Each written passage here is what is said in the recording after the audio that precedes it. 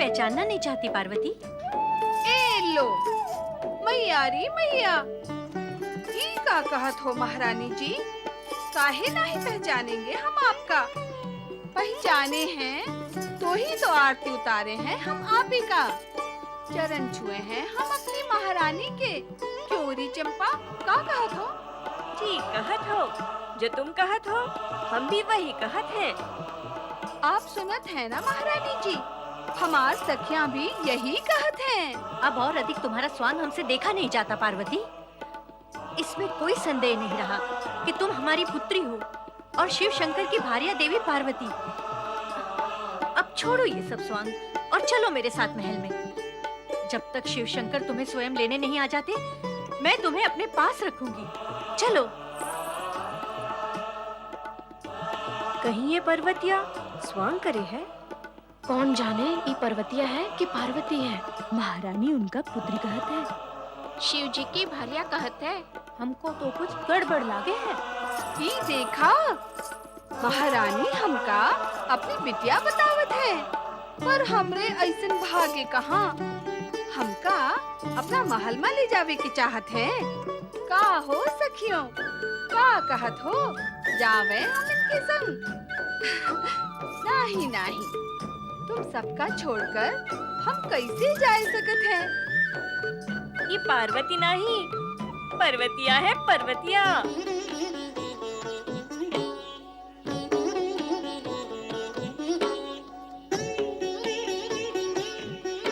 कहीं ऐसा तो नहीं कि इस पार्वती के चेहरे वाली इस पर्वतिया को मैं ही पार्वती समझ रही हूँ?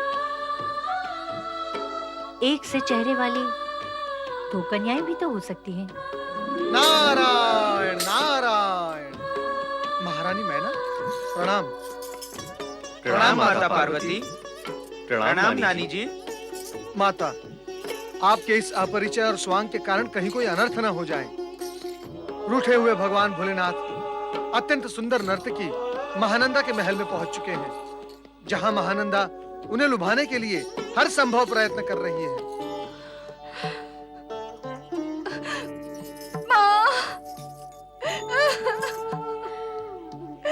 पुत्री,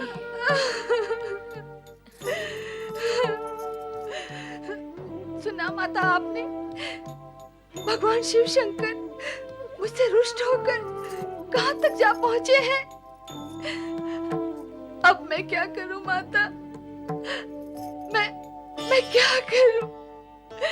मैं क्या करूं?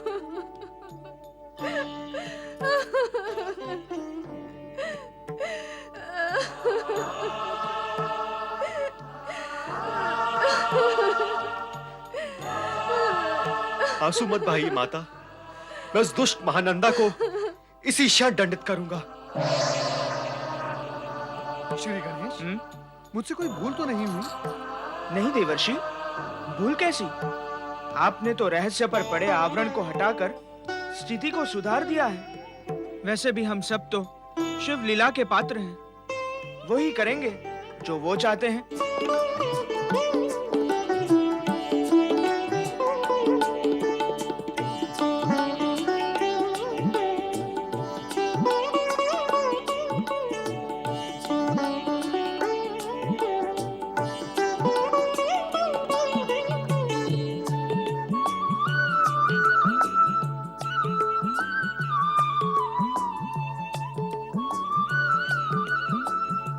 क्या बात है महानंदा, तुम्हारे सुंदर मुखमंडल पर उदासी के बादल क्यों मंडरा रहे हैं?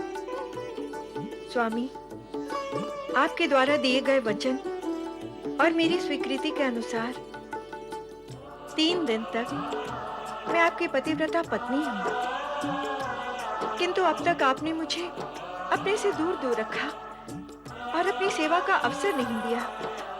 इसी का मुझे दुख है। किंतु स्वामी, मन ही मन मैंने भी एक निश्चय कर लिया है। कहो कहो, निसंकोच होकर कहो, क्या निश्चय किया है तुमने? यही कि अब इस जीवन में आपके अतिरिक्त मैं किसी की सेवा नहीं करूंगी। ऐसा निश्चय करने से पूर्व तुम्हें दूरदर्शिता से अपने भविष्य का विचार करना चाहिए। मैं तो मात्र 3 दिनों का अतिथि बनकर आया हूं। समय पूर्ण होते ही लौट जाऊंगा। उसके पश्चात तुम क्या करोगे? शेष जीवन आपकी स्मृति में व्यतीत कर दूंगी स्वामी, केवल आपकी स्मृति में।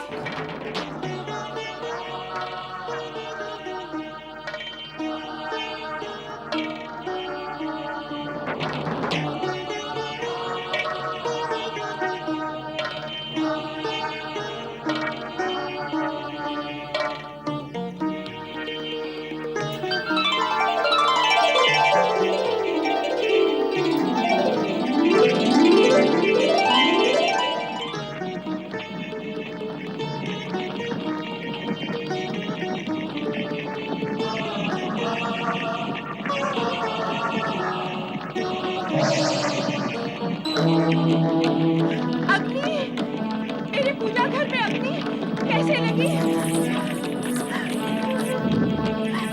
मेरे पूजा घर में अग्नि लगी।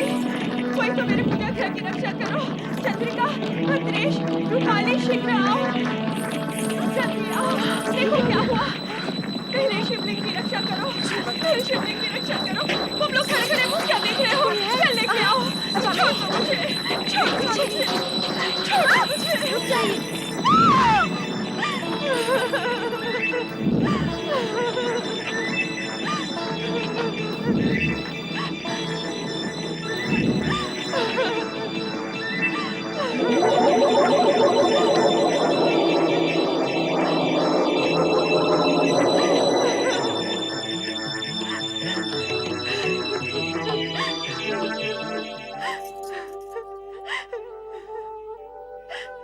नहीं, मेरे शिवलिंग, हे विधाता, हे शिव शंकर, ये क्या हो गया? जिस शिवलिंग के सम्मुख बैठकर मैं शिव आराधना करती थी, वे शिवलिंग भस्म हो गए। मेरे आराध्य के प्रति मेरे शिवलिंग भस्म हो गए।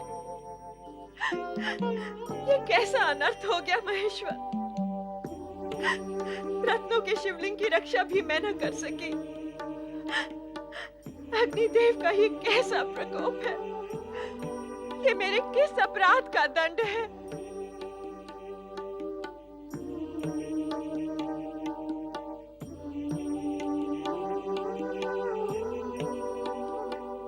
हमका क्षमा करी दो कैलाश महारानी पार्वती।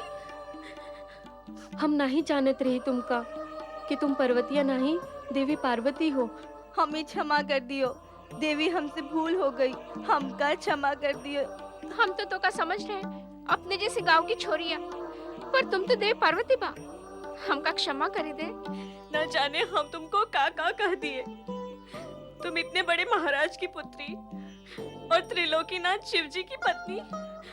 हाय मैया, हमका क्षमा करी दो। अरे ये क्या क्षमा क्षमा की रट लगा रखी है तुम सबने। अरे हम कहत हैं ई का क्षमा क्षमा करत हो।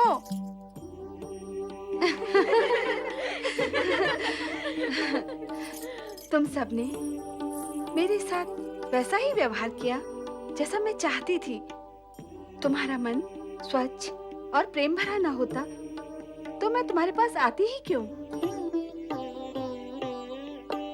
नारद, तुम्हारी नारायण भक्ति पर मुझे तो विश्वास ही नहीं रहा। कहते कुछ हो, करते कुछ और ही हो। मेरा अपराध बताए माता। नारद, क्या ये अपराध नहीं कि दिन रात नाम नारायण का भजो और कार्य शिव पार्वती के करो? मुझे तो लगता है कि इस समय भी तुम यहाँ शिव पार्वती की समस्या को लेकर ही आए हो। श्री हरि, माता लक्ष्मी के वाग बाणों से कृपया आप मेरी रक्षा करें। मैं तो भगवान भोलेनाथ, श्री हरि विष्णु और परमपिता ब्रह्मा जी का चरम सेवक हूँ, और ये तीनों ही मेरे लिए समान रूप से पूज्य भी हैं। किंतु नारद, इस समय तुम्हारे चेहरे की चिंता से तो शिव पार्वती के चित्र ही उभर रहे हैं। आपने सत्य कहा माता। मैं इस समय भगवान भोलेनाथ तथा माता पार्वती के मध्य उत्पन्न मतभेद के कारण चिंतित हूँ। भला भगवान भोलेनाथ से उनकी शक्ति कब तक दूर रह सकती है? श्रीहरि, अब तो आप ही इसका समाधान निकाल सकते हैं। हाँ नारद, खेल खेल में शिवलीला आरंभ हुई और दुखद स्थिति तक जा पहुंची। श्रीहरि, इस शिव लीला का अंत भी तो होना चाहिए। दोनों के मिलन के साथ ही शिवलीला भी समाप्त हो जाएगी नारद। अर्थात शिव लीला के समाप्त होते ही भगवान भोलेनाथ तथा माता पार्वती का मिलन हो जाएगा। भविष्य में अवश्य हो जाएगा, किंतु वर्तमान में तो दोनों में से एक भी झुकने को तैयार नहीं है नारद। किंतु श्रीहरि, त्रिदेव तो सदा जगत को यही कहते आए हैं कि झुकाने के लिए झुकना अति आवश्यक है। मैं तो परमपिता ब्रह्मा जी से यही निवेदन करके आ रहा हूँ कि वे और आप यदि प्रयास करें तभी समस्या का समाधान निकल सकेगा।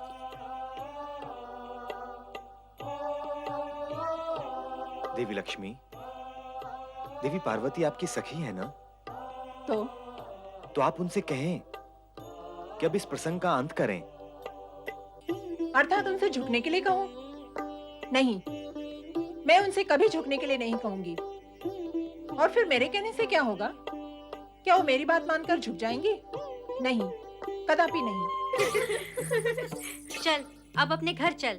नहीं माता, मैं ये स्थान छोड़कर अन्यत्र कहीं नहीं चलूंगी। तो क्या तू सदा के लिए यहाँ रहेगी? जब तक आपके जमाता मुझे लेने नहीं आते, तब तक मैं अपनी प्रिय सहेलियों के साथ यहीं रहूंगी। अब तेरा यहाँ रहना उचित नहीं है पुत्री। उचित नहीं? क्यों उचित नहीं? क्योंकि तुम्हारे कारण अब इन्हें कष्ट होगा। अब तक नहीं हुआ तो अब क्यों होगा इन्हें कष्ट? इसलिए कि अब तक तू पर्वतिया थी, अब पार्वती हो। अब तक इनके मन में तुम्हारे लिए बहन और सखी का भाव था, किंतु अब पूज्य भाव जागृत हो जाएगा, जो पग पग पर इनके लिए संकोच के कारण कष्ट का कारण होगा। नहीं महारानी, हमरे लोग का कोनो कष्ट नहीं हुई। ये तो तुम प्रेम और सम्मानवश कह रही हो, किंतु व्यवहारिक सत्य तो यही है कि पार्वती के यहाँ रहने से तुम सभी को कष्ट होगा, और फिर पार्वती को अपने पति के घर जाना चाहिए। कब तक यहाँ रहेगी? वहाँ तो जाना ही होगा। मैंने कहा ना माता, जब तक तुम्हारे जमाता। सुन लिया, पर वो तुझे मनाने आए, इसके लिए उन्हें मनाने कौन जाएगा? क्या मैं उन्हें जाकर मनाऊं और कहूं, जमाता राज मान जाइए, मेरी पुत्री को मनाने चलिए।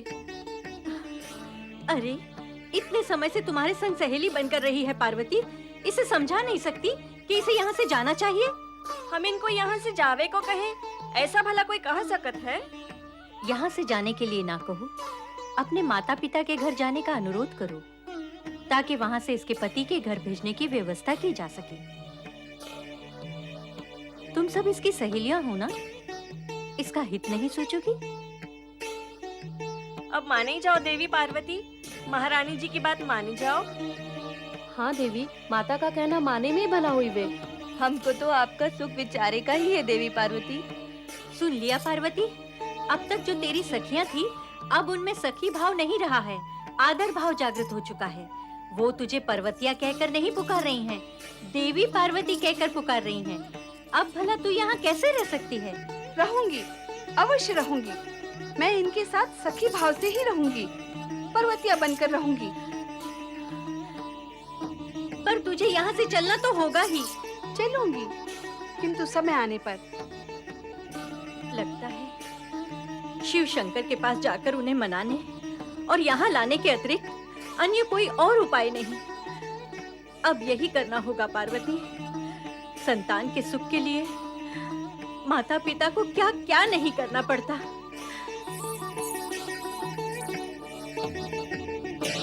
मैंने तुम्हें रत्न निर्मित शिवलिंग सौंपने से पहले कहा था कि ये मुझे प्राणों से भी अधिक प्रिय है। कहा था ना? हाँ स्वामी, अवश्य कहा था, किंतु मैं निर्दोष हूँ। मेरा केवल इतना दोष है कि मैं दुर्भाग्यवश उस शिवलिंग की रक्षा न कर सकी। मुझे क्षमा कर दो स्वामी, मुझे क्षमा कर दो। तुम्हें क्षमा करने के पश्चात भी मेरी मुक्ति नहीं है महानंदा।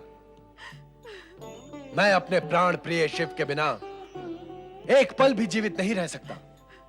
इसलिए अब तुम मेरे लिए चिता तैयार करो। जिस प्रकार अग्नि की ज्वाला में सब कुछ जल गया, मेरे लिए कुछ भी शेष नहीं बचा, उसी प्रकार मैं स्वयं को चिता की ज्वाला में जलाकर भस्म कर दूंगा। नहीं, नहीं स्वामी नहीं, ऐसा न कहें। मुझ पापिन को क्षमा कर दें प्रभु। तुम बार बार क्षमा मांगकर मुझे विवश क्यों कर रही हो महानंदा? इस क्षमा का लाभ तुम्हें होगा, मुझे नहीं। तुम्हें क्षमा करने के पश्चात भी मैं अपने प्राण प्रिय शिव की स्मृति से मुक्त नहीं हो सकूंगा। मैं तुम्हें दोष नहीं दे रहा हूं, किंतु क्या करूं, विवश हूं। इस स्मृति की अग्नि मुझे पल पल जलाए, इसकी अपेक्षा उचित तो यही होगा कि मैं एक ही बार स्वयं को जलाकर भस्म कर दूं। चिता तैयार करो महानंदा। नहीं! यदि आपने ऐसा किया तो मेरी क्या दशा होगी? क्या मैं जीवन भर प्रायश्चित की अग्नि में नहीं जलती रहूंगी? तुम्हें किसी भी प्रकार से पीड़ित करना मेरा उद्देश्य नहीं है महानंदा। मैं तो स्वयं को पीड़ा मुक्त करना चाहता हूं। अब अधिक तर्क और विलंब न करो और चिता सजवा दो।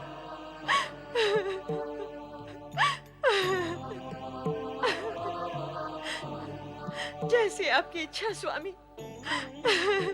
नहीं महेश्वर नहीं, ऐसा कदापि न करना, अनर्थ हो जाएगा। जगत का प्रवाह रुक जाएगा, सृष्टि की गति मंद होकर बंद हो जाएगी। प्रभु क्या हुआ ब्रह्मदेव? क्या करने जा रहे महेश्वर? क्यों जगत का प्रभाव रुक जाएगा? तुम्हारे प्रश्नों का सूत्र दूर तक जाता है देवी। मैं क्या क्या बताऊं? जहाँ तक भी जाता हो यह सूत्र, किंतु जो है वे तो बताएं। जिस व्यग्रता और विकलता से आपने महेश्वर को संबोधन किया है, उससे तो ऐसा प्रतीत होता है कि कुछ अप्रिय घटित होने जा रहा है। तुम्हारा अनुमान सही है देवी। भगवान भोलेनाथ सोमसेन के मानवीय रूप में जलती चिता में प्रवेश करना चाहते हैं। क्यों? क्यों? क्यों करना चाहते हैं वे ऐसा? देवी तुम तो जानती ही हो कि भगवान शिव की लीला अत्यंत विचित्र और न्यारी होती है। शिव तो स्वयं अति विचित्र और न्यारे हैं, तो उनकी लीलाएं न्यारी क्यों नहीं होंगी? पूर्ण रूप से ये महानंदा के उद्धार का प्रसंग है, किंतु शिव पार्वती विवाद की पृष्ठभूमि पर यह प्रसंग खड़ा है। यदि सोमसेन रूपी महेश्वर को इस समय रोका न गया तो स्थिति उलझ जाएगी। प्राण त्यागने की तैयारी? हाँ माता, सोमसेन के रूप में। किंतु ये सब करने की आवश्यकता ही क्या है? शिव की विचित्र लीलाएं कब और कहां आवश्यक होती हैं, इसका निर्णय वो स्वयं ही कर सकते हैं। लगता है सखी पार्वती को पीड़ित करने के लिए भोलेनाथ ने सोमसेन का रूप धारण किया है और अब चिता पर बैठकर प्राण त्यागने का उपक्रम कर रहे हैं। इस कथा में अन्य अनेक चरित्र तथा पड़ाव है माता। वर्तमान चिंता का मूल विषय यह है कि भगवान भोलेनाथ सोमसेन अर्थात मानव रूप में है। यदि वे मानव रूप में चिता पर बैठकर भस्म हो जाते हैं तो भविष्य में उनका रूप क्या होगा, यह विचारणीय है। स्थिति की गंभीरता को देखते हुए हमें तुरंत वहां पहुंचना चाहिए। हम में मैं भी हूं ना। देवी, हम में 2 से लेकर करोड़ों तक की संख्या समा सकती है। आओ चलें। ये सब क्या हो रहा है श्री गणेश? वहां पिता शिव शंकर सोमसेन का रूप धारण कर उस दुष्ट महानंदा के कारण चिता प्रवेश की तैयारियां कर रहे हैं। लगभग सभी देवगण को इस अप्रिय प्रसंग का ज्ञान हो गया है। उधर माता पार्वती भी अत्यंत दुखी है। दुखी कौन नहीं है, और दुखी क्या, मैं तो क्रोधित भी हूँ। इच्छा होती है कि उस दुष्ट महानंदा का वध कर दूं, किंतु क्या करूं, मर्यादा वश विवश हूं। स्त्री पर प्रहार करना उचित भी तो नहीं। उचित अनुचित पर फिर कभी विचार कर लेंगे।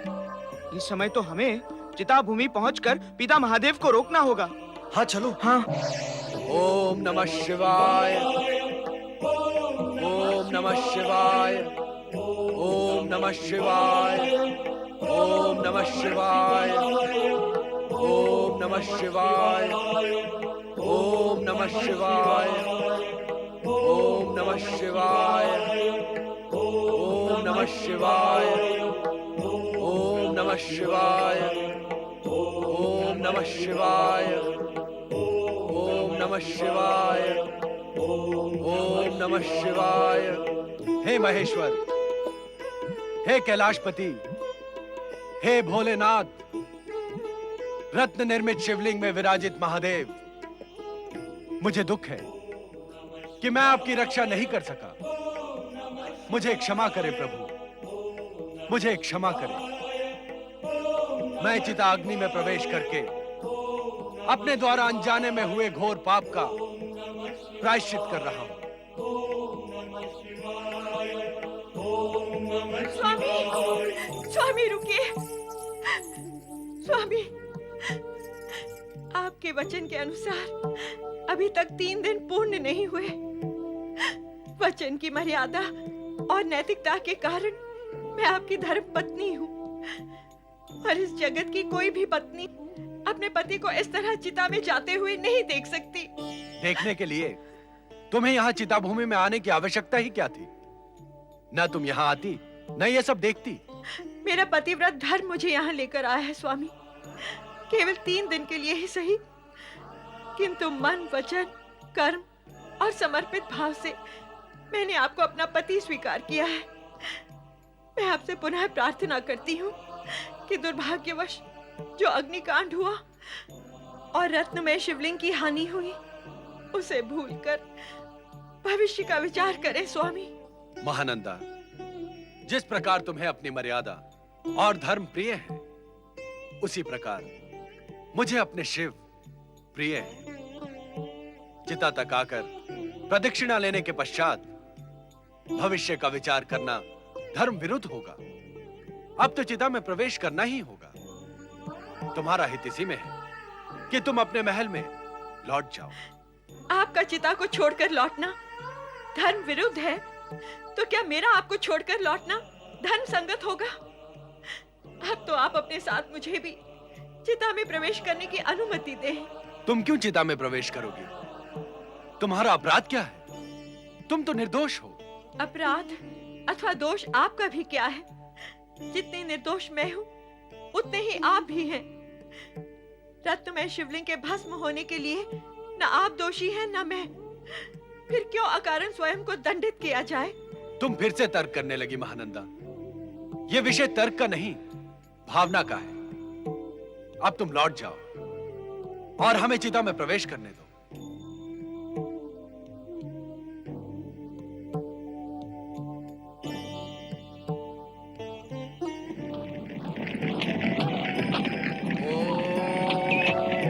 नमः शिवाय। नहीं स्वामी। नमः शिवाय। नमः शिवाय। नमः शिवाय। ओम नमः शिवाय। ओम नमः शिवाय। ओम नमः शिवाय। ओम नमः शिवाय। ओम नमः शिवाय। ओम नमः शिवाय। ओम नमः शिवाय। ओम नमः शिवाय। ओम नमः शिवाय। ओम नमः शिवाय।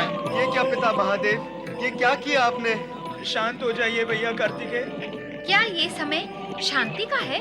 भोलेनाथ ने मानव रूप धारण करके अग्नि में प्रवेश किया है। महेश्वर अग्नि में प्रवेश कर गए हैं, कुछ अनिष्ट ना हो जाए।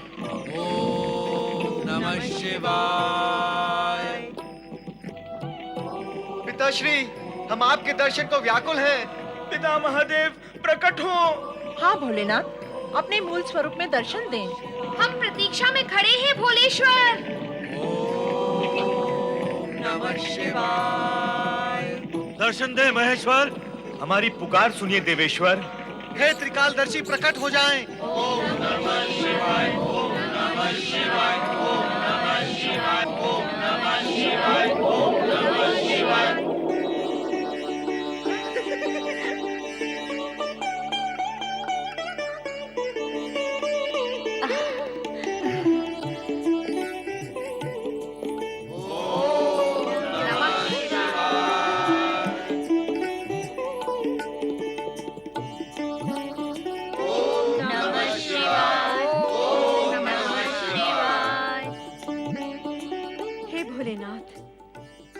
शिव शंकर, आपके दर्शन पाकर धन्य हो गई मैं। मेरा तो आवागमन का फेरा ही टूट गया।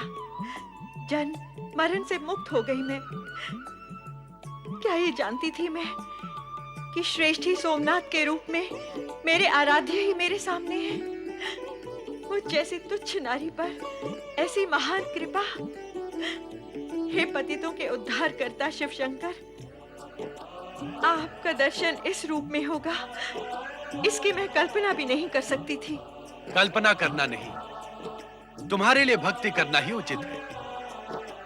तुम्हारी अटूट शिव भक्ति और दृढ़ पति भक्ति के पवित्र भावना से हम अत्यधिक प्रभावित और प्रसन्न हुए हैं।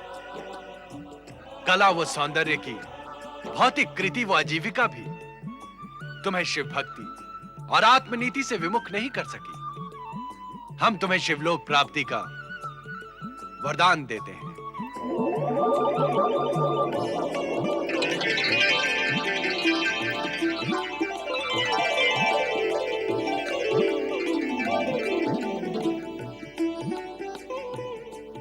तुम्हारे उद्धार के साथ साथ हमारी अग्नि परीक्षा भी हो गई महाराज।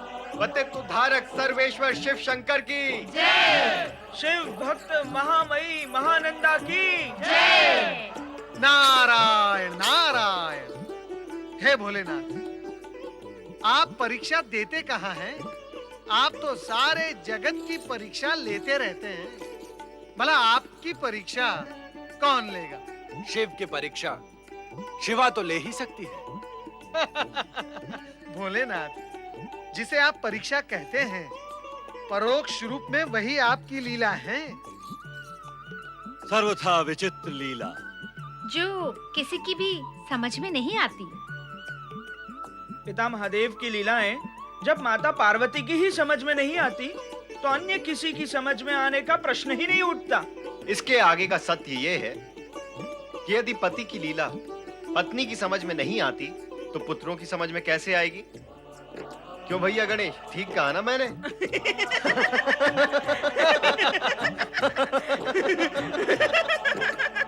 शिव भक्त महानंदा के उद्धारक भगवान भोलेनाथ की जय। आप सभी आदरणीय अतिथिगण को प्रणाम। आप सभी इस समय यहाँ कोई विशेष प्रयोजन? भोलेनाथ, हमारे यहाँ आने का प्रयोजन आपसे छिपा हुआ नहीं है। कृपया कर आप अपनी ये लीला समाप्त करें और रूठी हुई माता पार्वती को पुनः कैलाश ले जाएं।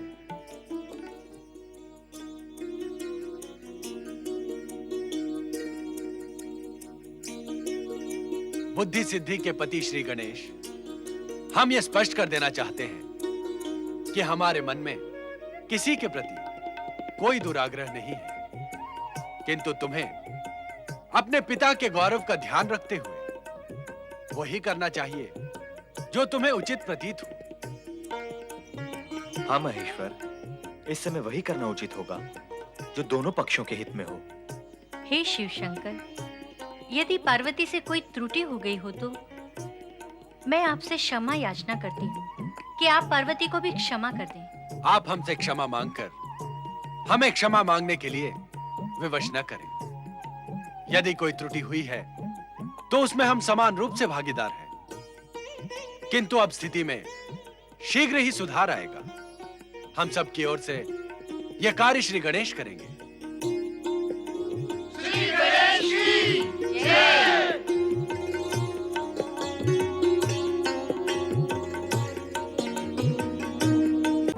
माता, कैलाश पर पिता शिव तथा अन्य सभी अधीरता से आपकी प्रतीक्षा कर रहे हैं। माता, किंतु माता, यदि आपकी इच्छा हो तो मैं अपने पिता भगवान शिव से भी यहाँ आने का अनुरोध कर सकता हूँ, किंतु परंपरा तो ऐसी है कि पत्नी को ही अपने माता पिता का घर परिवार सब कुछ त्याग कर पति के घर जाना पड़ता है। जब पति के घर जाने के लिए पत्नी अपने माता पिता का घर परिवार बंधु बांधव सब कुछ त्याग कर सकती है, तो फिर अपने पति के पास पहुंचने के लिए अहंकार का त्याग करने में पत्नी को क्या आपत्ति हो सकती है? पिता शिव तो अनुरोध करने से यहाँ आ ही जाएंगे, किंतु उनके गौरव का सम्मान करना हम सब का परम कर्तव्य है।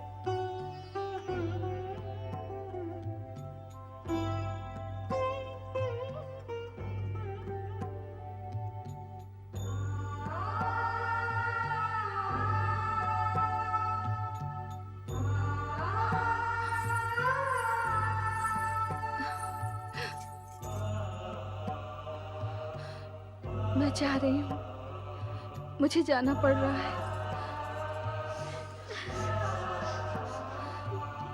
किंतु तुम सबके लिए मैं सदा पर्वतिया ही बनी रहूंगी। तुम भी मेरी सहेलियां ही बनी रहोगी। मैं तुमसे मिलने अवश्य आऊंगी।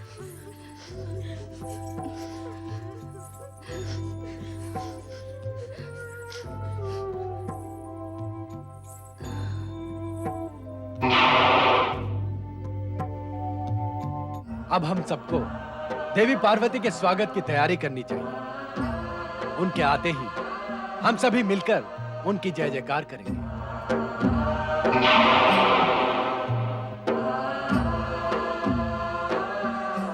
पति परमेश्वराय नमो नमः। शिव शक्ति की लीला ने प्रियजनों को बहुत कष्ट पहुंचाया है देवी। नहीं प्रभु नहीं, किसी को कोई कष्ट नहीं पहुंचा है। सब आनंदित हुए हैं। आप दोनों का पुनर्मिलन यही इस आनंद की चरम सीमा है। पिताश्री, आइए सिंहासन पे विराजिए। आइए माताश्री।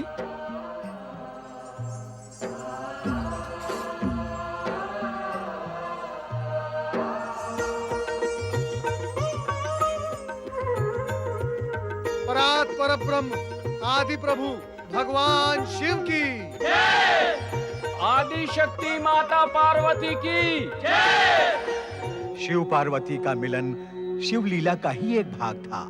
शिव तो अनेक लीलाएं रचते हैं और निसंदेह उन लीलाओं में कोई ना कोई प्रयोजन ही निहित होता है। शिव की रचनात्मक लीला का एक और पात्र नाग कन्या मणिभद्रा नागलोक में अपने शयन कक्ष में लेटी हुई अपने सपनों के राजकुमार के विषय में चिंतन कर रही है।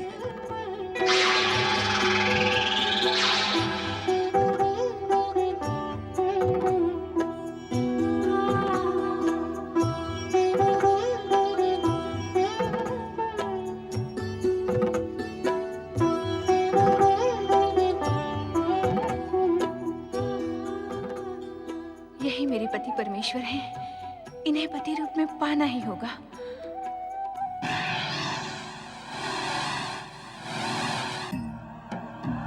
पति परमेश्वराय नमो नमः। तुम आ गई देवी पार्वती? हाँ स्वामी, मैं आई।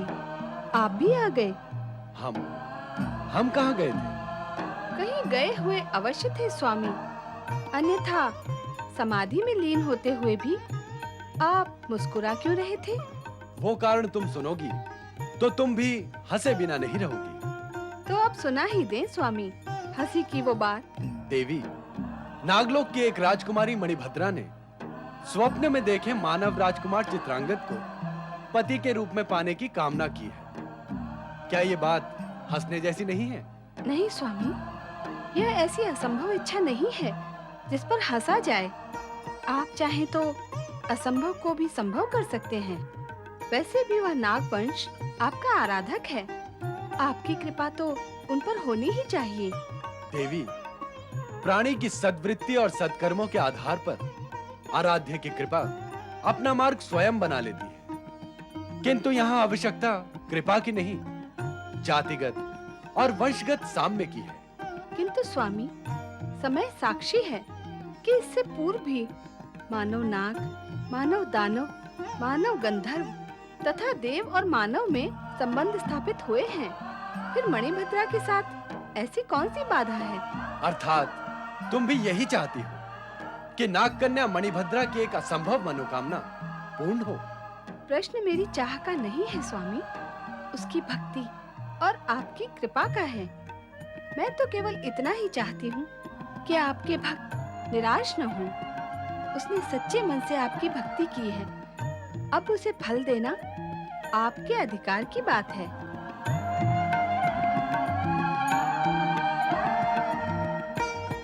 हे महेश्वर, हे प्रभु नागेश्वर, हे देवाधिदेव महादेव, तुम्हारी जय हो। हे शिव शंकर, आप हम नागों के परम पूज्य आराध्य हैं। आपकी कृपा से असंभव भी संभव हो जाता है। आपकी अनुकंपा से आराधक की हर मनोकामना पूर्ण होती है। नागलोक और नागवंश पर अपनी इस कृपा को बनाए रखना प्रभु। आपकी इस कृपा से ही हमारा जीवन गतिमान है महेश्वर।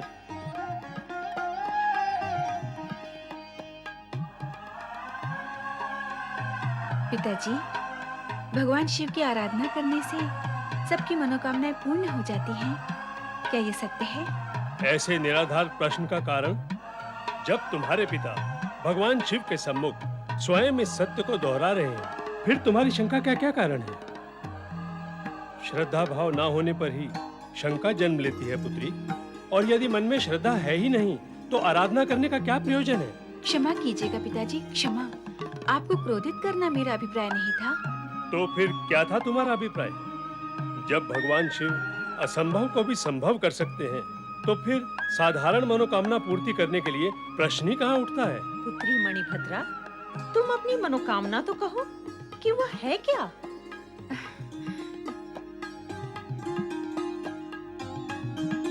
कहो पुत्री, क्या मनोकामना है तुम्हारी? हाँ पुत्री, भगवान शिव से निवेदन करोगी तो वे अवश्य तुम्हारी मनोकामना पूर्ण करेंगे। मनोकामना को प्रकट करने में जब संकोच हो और लज्जा आए, तो ये मान लिया जाता है कि मनोकामना का रूप विशिष्ट और भेदपूर्ण है। माता पिता से संकोच कैसा पुत्री? नागरानी, युवा संतान माता पिता से ही संकोच करती है। इस स्वाभाविक धर्म का निर्वाह न होने पर संतान निर्लज हो जाती है। संकोच करने का स्वाभाविक धर्म अब पूर्ण हुआ पुत्री मणिभद्रा। माता पिता से इस प्रकार के संकोच का अर्थ कभी छिपा नहीं रहता, किंतु हम स्पष्ट सत्य जानना चाहते हैं। कहो पुत्री। माता, पिछली रात पृथ्वीलोक के जिस मानव को मैंने स्वप्न में देखा था, मैं उसी के साथ विवाह करना चाहती हूँ, यही ना? स्वप्न में देखे हुए उस पृथ्वी पुरुष का तुम पति रूप में वर्ण करना चाहती हो? बहुत भोली है हमारी पुत्री। भला स्वप्न भी कभी सत्य होते हैं? स्वप्न सत्य हो अथवा नहीं, किंतु एक नाग कन्या का पति केवल एक नाग राजकुमार हो सकता है, कोई मानव नहीं। स्वप्न की बात भूल जाओ, यही तुम्हारे हित में होगा।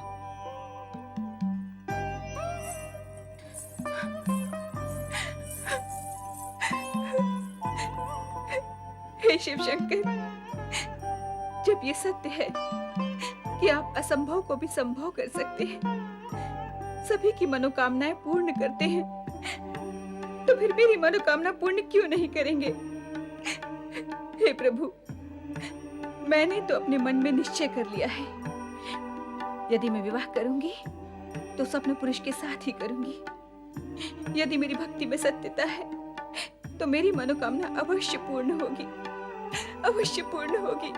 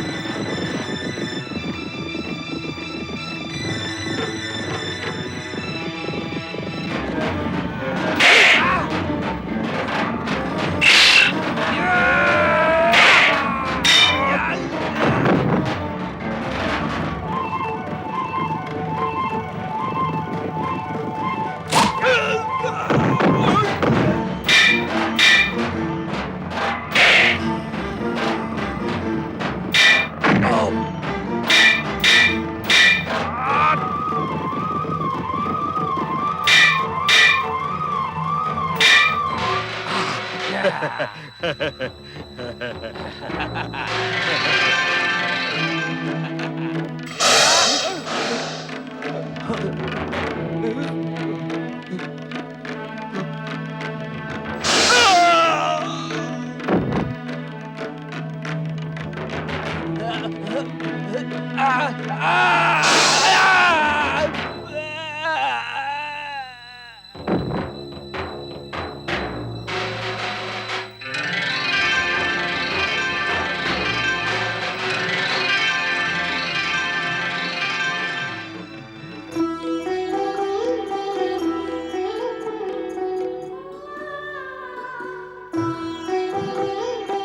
मेरे स्वप्न पुरुष, भगवान शिव की कृपा से मैं तुम्हें एक दिन पाकर ही रहूंगी।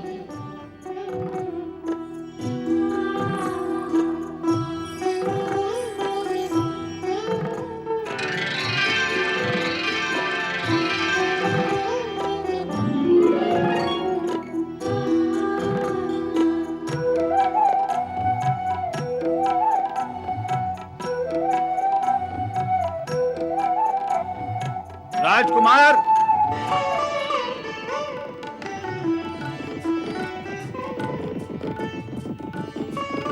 राजकुमार चित्रांगद, प्रणाम महाराज। जीते रहो, कुशल पूर्वक तो हो ना? भगवान की असीम कृपा और आपके आशीर्वाद से मैं सकुशल हूँ महाराज। हमारे परम मित्र और तुम्हारे पिता महाराज इंद्रसेन से जैसे ही हमें संदेशा मिला कि शत्रु तुम्हारा पीछा कर रहे हैं, हम तुरंत अपने सैनिकों को साथ लेकर तुम्हारी खोज में निकल पड़े। महाराज, वैसे तो हमने अपने शत्रुओं का सामना डटकर किया, संभवतः वे हम पर भारी भी पड़ते, किंतु अचानक एक नागिन ने आकर उन दोनों को डस लिया और हमारे लिए घातक सिद्ध होने से पहले ही वे दोनों धराशायी हो गए। मैं आश्चर्यचकित होकर इस विषय पर विचार कर ही रहा था कि आप आ गए।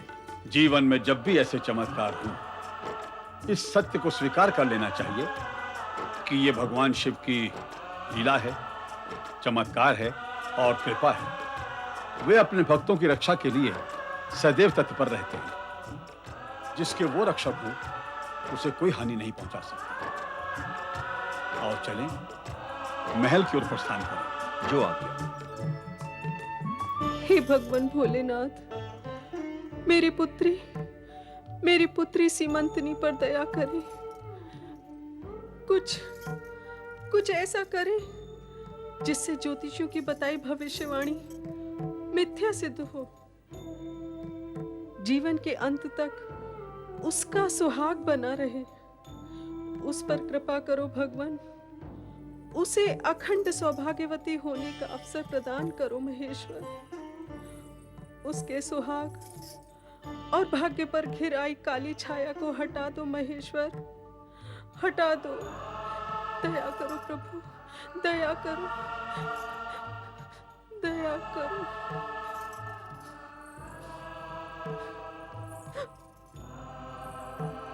पुत्र सीमंतनी, भगवान शिव से मेरे लिए दया की भीख क्यों मांग रही थी माँ? मेरे भाग्य पर, मेरे सुहाग पर ऐसी कौन सी छाया मंडरा रही है माँ? ज्योतिषियों ने मेरे बारे में क्या भविष्यवाणी की है माँ? माँ मुझे बताओ। तुमने ये सब कहाँ से सुन लिया? तुम्हें ये सब जानने की आवश्यकता नहीं है पुत्री। कैसी बातें कर रही हो माँ? तुम मेरे लिए चिंतित हो और मुझे जानने की कोई आवश्यकता नहीं। पुत्री, माता पिता के होते हुए संतान को चिंता करने की आवश्यकता नहीं होती। संतान के लिए माता पिता चिंतित होते रहे, दुखी होते रहे, तो क्या संतान को चुपचाप सब देखते रहना चाहिए? तुम तर्क क्यों कर रही हो सीमंतनी? माँ मुझे सत्य बताओ, मुझे सत्य बताओ माँ। तू सुनना ही चाहती है तो सुन।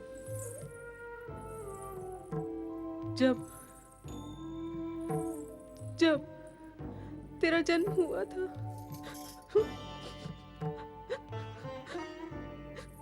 तब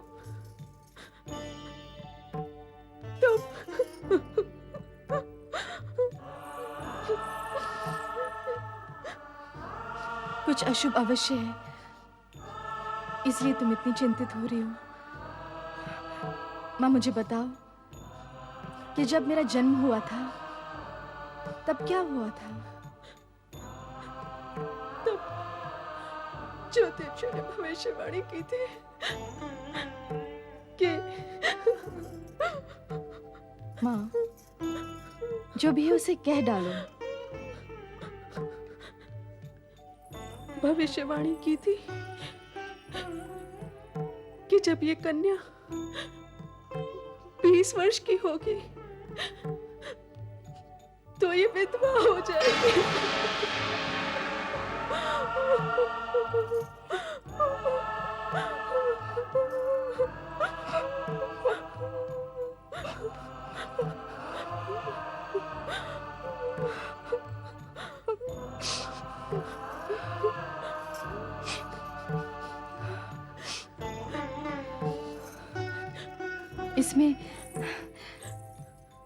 इसमें इतना चिंता करने की कोई आवश्यकता नहीं माँ। विधवा तो मैं तब होंगी जब मैं विवाह करूंगी। जब मैं विवाह ही नहीं करूंगी तो विधवा होने की संभावना ही नहीं होगी। कहो तो मूलाधार ही नहीं होगा। नहीं पुत्री नहीं, ऐसा नहीं होता।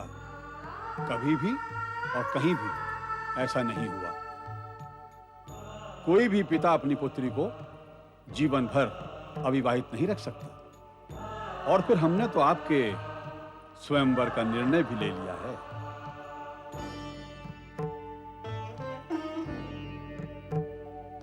महारानी, इसमें आश्चर्य का कोई कारण नहीं।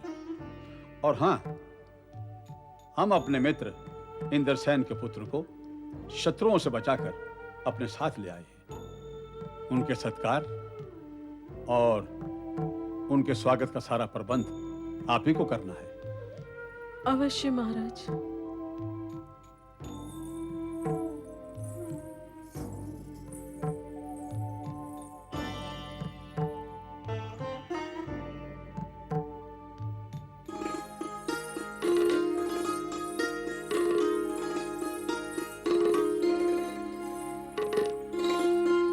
राजकुमार चित्रांगद को सीमंतिनी का विनम्र नमस्कार।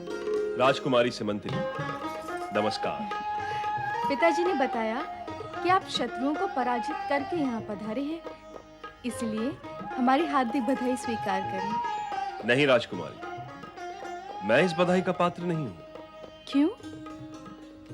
इसलिए कि उन शत्रुओं को मैंने नहीं, किसी और ने पराजित किया था। वो तो एक ऐसा अद्भुत दृश्य था जिसे मैं जीवन भर भुला नहीं सकता। कृपया उस अद्भुत दृश्य के बारे में हमें बताएं। राजकुमारी, मैंने वहां जो देखा और जाना वो तो शब्द और वर्णन दोनों के परे है।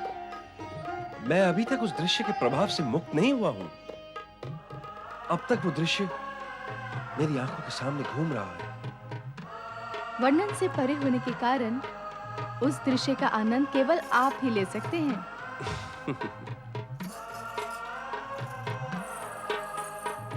पिताजी ने आपकी सेवा और सुविधा के लिए मुझे दायित्व दिया है।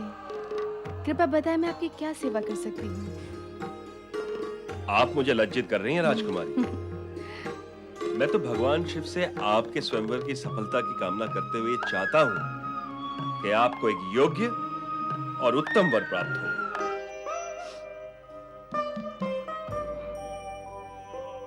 क्या हुआ राजकुमारी? क्या मैंने कुछ अनुचित कह दिया?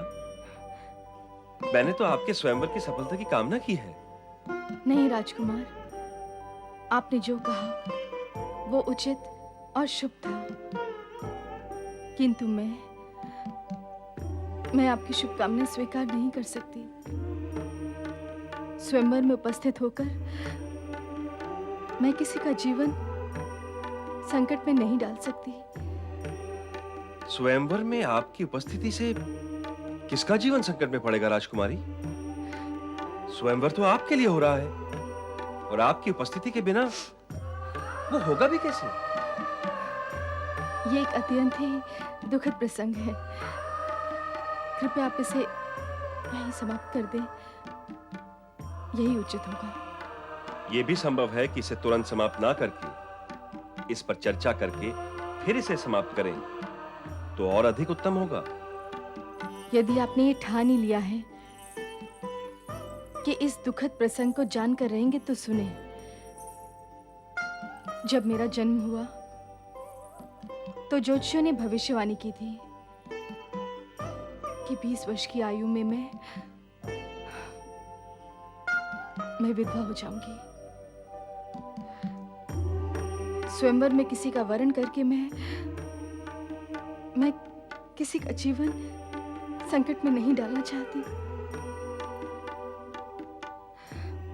अच्छा, मैं चलूंगी। तनिक ठहरिए राजकुमारी, और ये सुनकर जाएं कि मेरी माताश्री के विषय में भी ज्योतिषियों ने ऐसी ही भविष्यवाणी की थी, किंतु मेरी माता देवी पार्वती की कृपा से आजीवन सौभाग्यवती रहीं और अब भी हैं। माता पार्वती की कृपा से? राजकुमारी, आप सच्चे मन से माता पार्वती की आराधना करें, फिर देखते ही देखते ये दुर्भाग्य की काली छाया सौभाग्य की ज्योति में बदल जाएगी।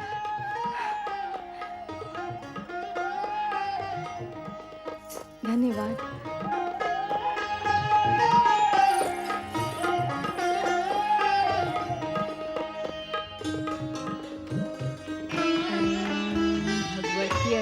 पार्वत्यै नमः। ओम भगवत्यै पार्वत्यै नमः। ओम भगवत्यै पार्वत्यै नमः। ओम भगवत्यै पार्वत्यै नमः। ओम भगवत्यै पार्वत्यै नमः। नारायण नारायण नारायण। ओम भगवत्यै पार्वत्यै नमः। ओम भगवत्यै पार्वत्यै नमः। ओम भगवत्यै पार्वत्यै नमः। ओम भगवत्यै पार्वत्यै नमः। ओम भगवत्यै पार्वत्यै नारायण नारायण।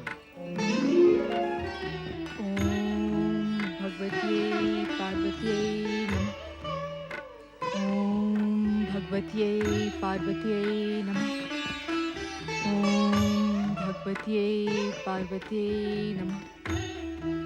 ओम भगवत्यै पार्वत्यै नमः। ओम भगवत्यै पार्वत्यै नमः। नारायण नारायण। ओम भगवत्यै पार्वत्यै। राजकुमारी सीमंतिनी, आप अपने माता पिता की आज्ञा लिए बिना इस वन प्रदेश में माता पार्वती की आराधना किस उद्देश्य से कर रही हैं? प्रणाम देवर्षि। कल्याण भव। देवर्षि, जब आपको एक ज्ञात है कि मैं माता पिता को बताए बिना इस वन प्रदेश में माता पार्वती की आराधना कर रही हूँ, तब तो आपको ये भी ज्ञात होगा कि इस आराधना के पीछे मेरा उद्देश्य क्या है। नारायण नारायण। किंतु राजकुमारी सीमंतिनी, क्षमा करे देवर्षि, आपने दर्शन देकर मुझे कृतार्थ अवश्य किया है, किंतु मैं अपने निश्चय पर अटल हूं। जब तक माता पार्वती स्वयं प्रकट होकर मुझे आजीवन सौभाग्यवती होने का वरदान नहीं दे देती, तब तक मैं अन्न जल त्याग कर उनकी आराधना करूंगी। अंत में भले ही मुझे अपने प्राण ही क्यों ना त्यागने पड़े। नारायण नारायण। नहीं नहीं राजकुमारी, ऐसा कदापि नहीं होगा। माता पार्वती बहुत दयालु है, वो तुम्हारी आराधना अवश्य सुनेंगी। कल्याण भव। प्रणाम देवर्षि। नारायण नारायण।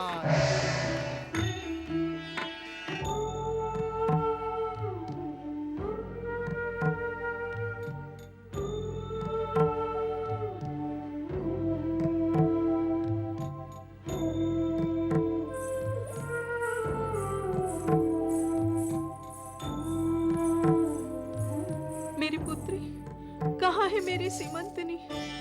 महाराज, कुछ करिए, कुछ करिए महाराज। पुत्री के बिना मेरे प्राण सूखे जा रहे हैं। न जाने कहाँ होगी, किस स्थिति में होगी वह। महाराज उसे ढूंढे। महारानी, पुत्री के अचानक इस प्रकार चले जाने से जितना दुख और चिंता आपको है, उससे अधिक हमें है। हमने राज्य के चारों ओर सैनिकों को भेज दिया है। हाय मेरी पुत्री, तेरी बुद्धि को क्या हो गया? तूने तनिक भी विचार नहीं किया कि तेरे चले जाने से तेरे माता पिता के मन पर कितना आघात लगेगा। इस प्रकार माता पिता को बिना बताए जाने वाली संतान के मन में क्या तनिक भी विचार नहीं आता?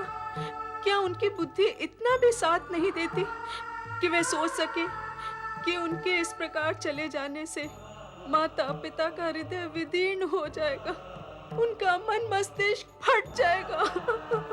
महारानी, संभालो अपने आप को महारानी। हम उसकी खोज के लिए पूरा प्रयत्न कर रहे हैं। महाराज, महाराज चित्रसेन की जय हो। आओ सेनापति भद्रेश, क्या समाचार लाए हो? हमारी पुत्री का कुछ पता चला? क्षमा करें महाराज, हमारे सैनिकों ने राज्य का कोना कोना छान लिया, किंतु राजकुमारी का कहीं भी पता नहीं चला। क्या?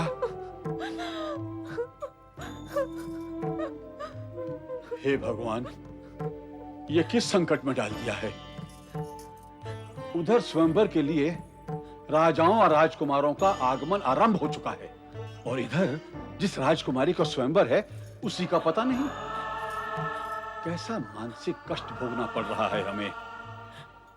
क्या युवा पुत्री का माता पिता होना अभिशाप है? महाअभिशाप है, महाअभिशाप है।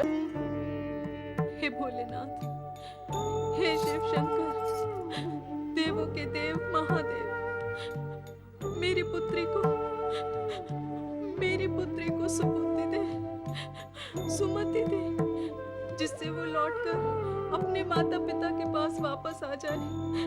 हे भगवान, मेरी प्रार्थना सुन लो प्रभु, मेरी प्रार्थना सुन लो प्रभु।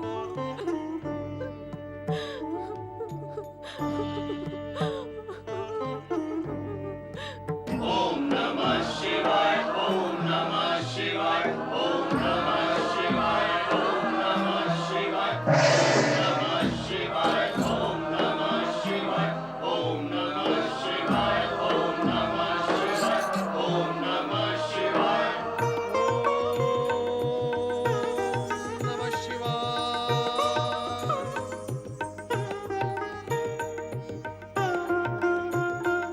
नंदी महाराज, माता पार्वती कहीं दिखाई नहीं दे रही।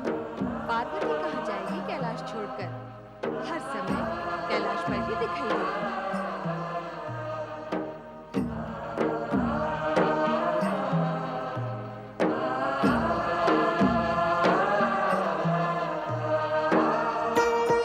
पति परमेश्वराय नमो नमः। किंतु तीनों लोकों में भ्रमण करने वाले नारद दीर्घ समय तक दिखाई ही नहीं देते। कैलाश पर आने का समय ही नहीं है महामुनि को। कृपया कर माता, आप मुझे क्षमा करें। माता, मैं बहुत समय से कैलाश की ओर आया ही नहीं। मैं सर्वप्रथम गणेश लोक गया। वहाँ श्री गणेश से मिलने के तत्पश्चात मैं श्री शैल पर्वत की लंबी यात्रा तथा कुमार कार्तिकेय का आतिथ्य ग्रहण करने चला गया था। कैसे है वो? सकुशल है वो?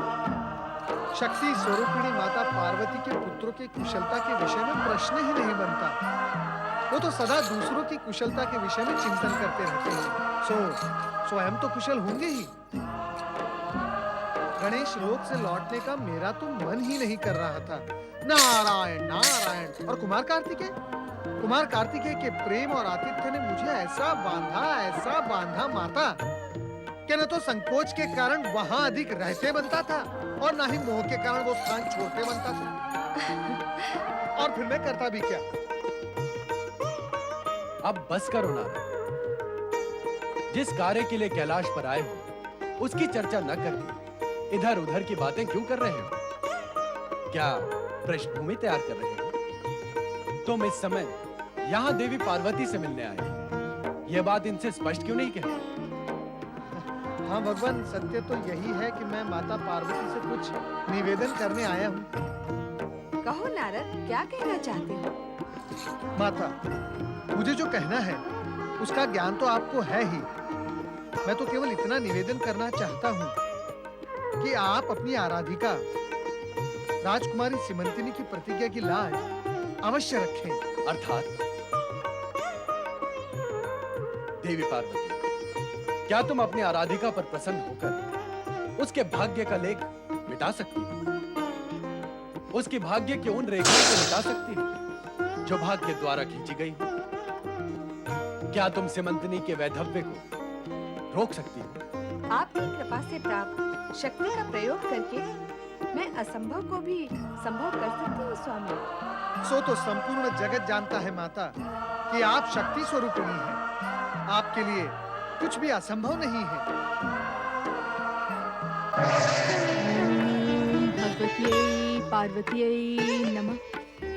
ओम भगवत्यै पार्वत्यै नमः। ओम भगवत्यै पार्वत्यै नमः।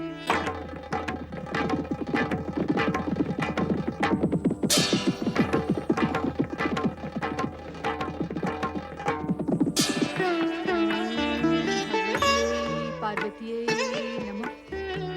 ओम भगवत्यै पार्वत्यै नमः। ओम भगवत्यै पार्वत्यै नमः।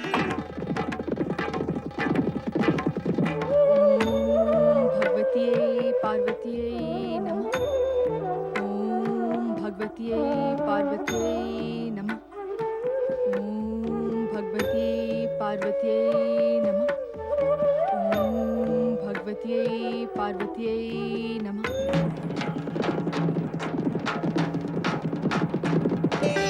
ओम भगवत्यै पार्वत्यै नमः।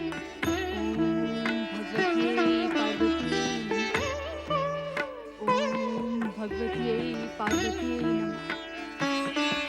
ओम भगवत्यै पार्वत्यै नमः।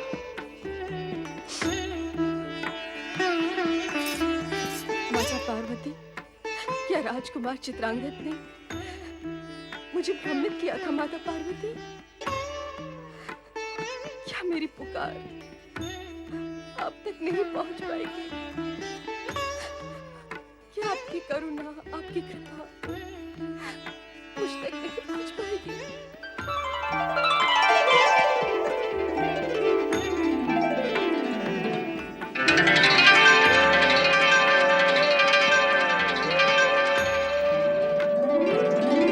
राजकुमारी सीमंतिनी, माता पार्वती, माता पार्वती, दर्शन दिए हैं तो अपनी कृपा, अपनी करुणा में दे दो माँ। मेरे भविष्य में लिखे दुर्भाग्य के इस कलंक को मिटा दो माँ, मिटा दो। मेरे भाग्य में लिखे वैधव्य को नष्ट कर दो माँ, नष्ट कर दो माँ, नष्ट कर दो। शांत हो जाओ सीमंतिनी, शांत हो जाओ। तुम इस सत्य को समझ लो पुत्री कि विधाता के विधान को पूर्ण रूप से बदलना मेरे वश में नहीं है। तुम्हें अन्य प्रकार के कष्ट झेलने पड़ सकते हैं, फिर भी मैं तुम्हें इतना आशीर्वाद अवश्य देती हूँ कि तुम वैधव्य के कलंक से मुक्त रहोगी। आपकी कृपा पाने के पश्चात भी मुझे दुख भोगने पड़ेंगे माँ। ये कैसा न्याय है, कैसी नीति है? सीमंतिनी, यह तो मैंने पहले ही स्पष्ट कर दिया है कि भाग्य का लेख न बदला जा सकता है और न ही मिटाया जा सकता है, परंतु तपस्या और सच्ची आराधना से दुर्भाग्य का प्रभाव समाप्त किया जा सकता है। अब मैं तुम्हें केवल यही कहूंगी कि तुम्हारे जीवन में जो भी कष्ट आए उन्हें हंसते हंसते सहना, पर इस बात का विश्वास रखना कि मेरा आशीर्वाद सदा तुम्हारे साथ है।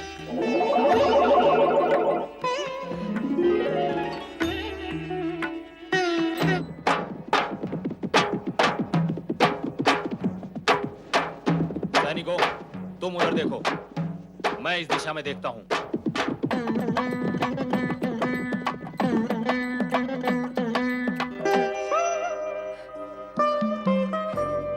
राजकुमारी, आप यहाँ? हमने आपको कहां कहां नहीं ढूंढा।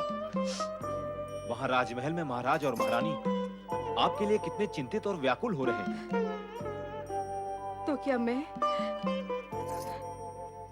चिंतित तो व्याकुल नहीं हूँ?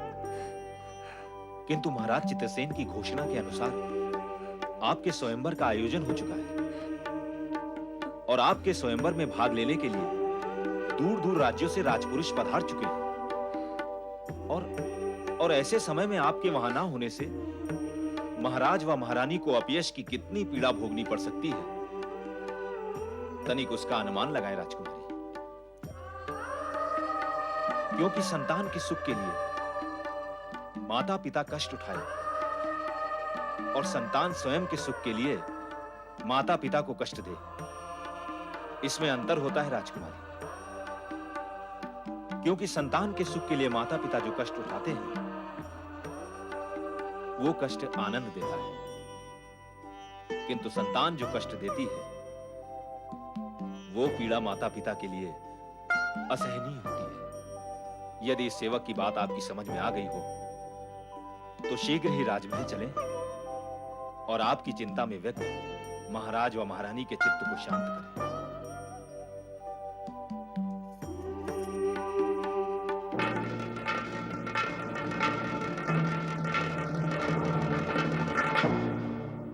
अरे अभी तक कोई आया ही नहीं। ये कैसा स्वयंवर है जहाँ न स्वयंवरा का पता है न उसके पिता का पता है। महाराज चित्रसेन ने हमें स्वयंवर में बुलाया और स्वयं अनुपस्थित हैं। क्या हमारा अपमान करने के लिए हमें यहाँ बुलाया है? कब से बैठे बैठे हम थक गए हैं। प्रतीक्षा करते करते हमारी प्रसन्नता भी समाप्त हो गई है। हमें तो शंका है कि ये स्वयंवर होगा भी अथवा नहीं। स्वयंवर तो तभी होगा जब हमें वरण करने वाली राजकुमारी यहाँ होगी। क्या राजकुमारी यहाँ नहीं है? नहीं है तो फिर हमें क्यों आमंत्रित किया गया है? उत्तेजित होकर आप क्या कर लेंगे पूर्ण नरेश?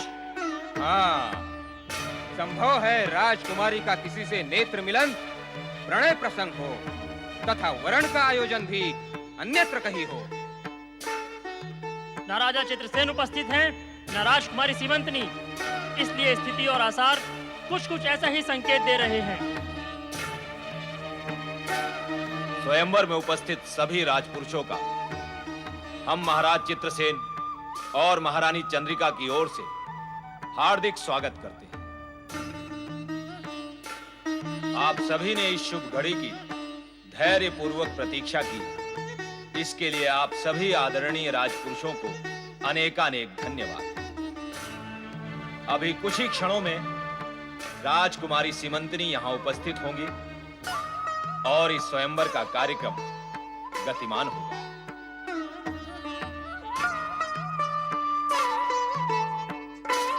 प्रजाप्रिय महाराज चित्रसेन और महारानी चंद्रिका पधार रहे हैं। हमारी पुत्री राजकुमारी सीमंतनी के स्वयंवर में पधारे सभी राजपुरुषों का हम हार्दिक स्वागत करते हैं और अभिनंदन करते हैं। विराजिए। शीघ्र ही राजकुमारी यहाँ उपस्थित हो जाएंगी, परंतु उससे पूर्व हम आपके सम्मुख एक अत्यंत रहस्यमय सत्य का उद्घाटन करना चाहते हैं।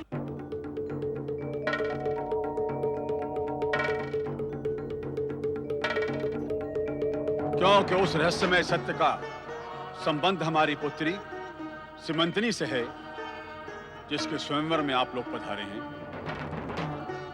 इसलिए उस रहस्य का उद्घाटन करना हमारा नैतिक कर्तव्य बन जाता है।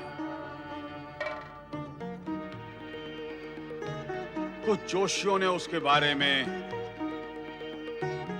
ये भविष्यवाणी की है कि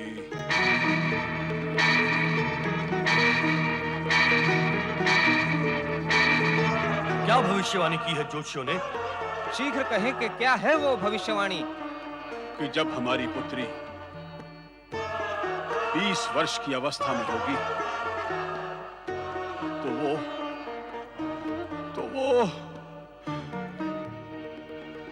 तो वो विधवा हो जाएगी। अर्थात पति की मृत्यु, अर्थात हमारी मृत्यु। मृत्यु, मृत्यु, मृत्यु।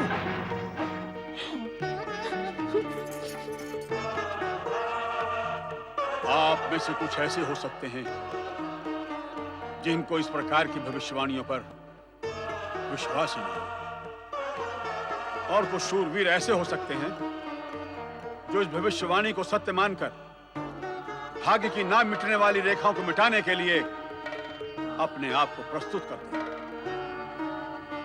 आप यहां पधारे, हम आपको बहुत बहुत धन्यवाद देते हैं। हमें ना तो तुम्हारा धन्यवाद चाहिए और ना ही तुम्हारी राजकुमारी। हाँ, हमें अपने प्राण प्रिय हैं। हमें स्वयंवर में बुलाया है अथवा हमारी मृत्यु को बुलाया है? जब पता था कि राजकुमारी 20 वर्ष की आयु में विधवा हो जाएगी तो स्वयंवर रचाने की आवश्यकता ही क्या थी? अरे स्वयंवर रचाया तो रचाया, यह बताने की यहाँ आवश्यकता ही क्या थी कि राजकुमारी 20 वर्ष में विधवा हो जाएगी? भला ऐसी मूर्खता भी कोई करता है? हाँ, ऐसी मूर्खता महाराज चंद्रसेन के सिवा और कोई नहीं कर सकता। राजा चंद्रसेन ने विधवा होने का रहस्य ना खोला होता तो हम में से ही किसी की बलि चढ़ जाती ना। स्पष्ट सत्य भी समझ में नहीं आता है।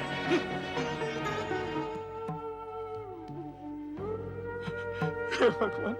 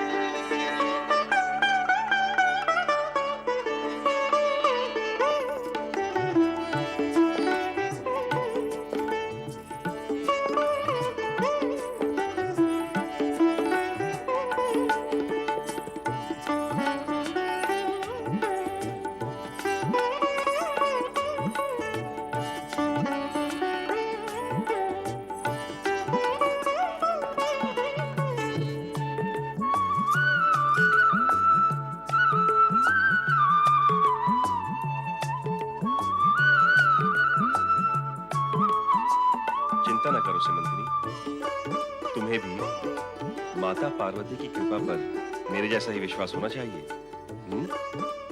राजकुमार चित्रांगद और राजकुमारी सीमंतिनी की जय। त्रिलोकीनाथ भगवान भोलेनाथ की जय। जगत पिता भगवान भोलेनाथ की जय। नंदी, स्वामी, देवी पार्वती कहाँ है? भगवान, वे अभी अभी आपकी वंदना करके गई। हम इसी समय उनसे मिलना चाहते हैं। हमें उनसे आवश्यक चर्चा करनी है। मैं अभी उन्हें बुला कर लाता हूँ भोलेनाथ। ओम नमः शिवाय।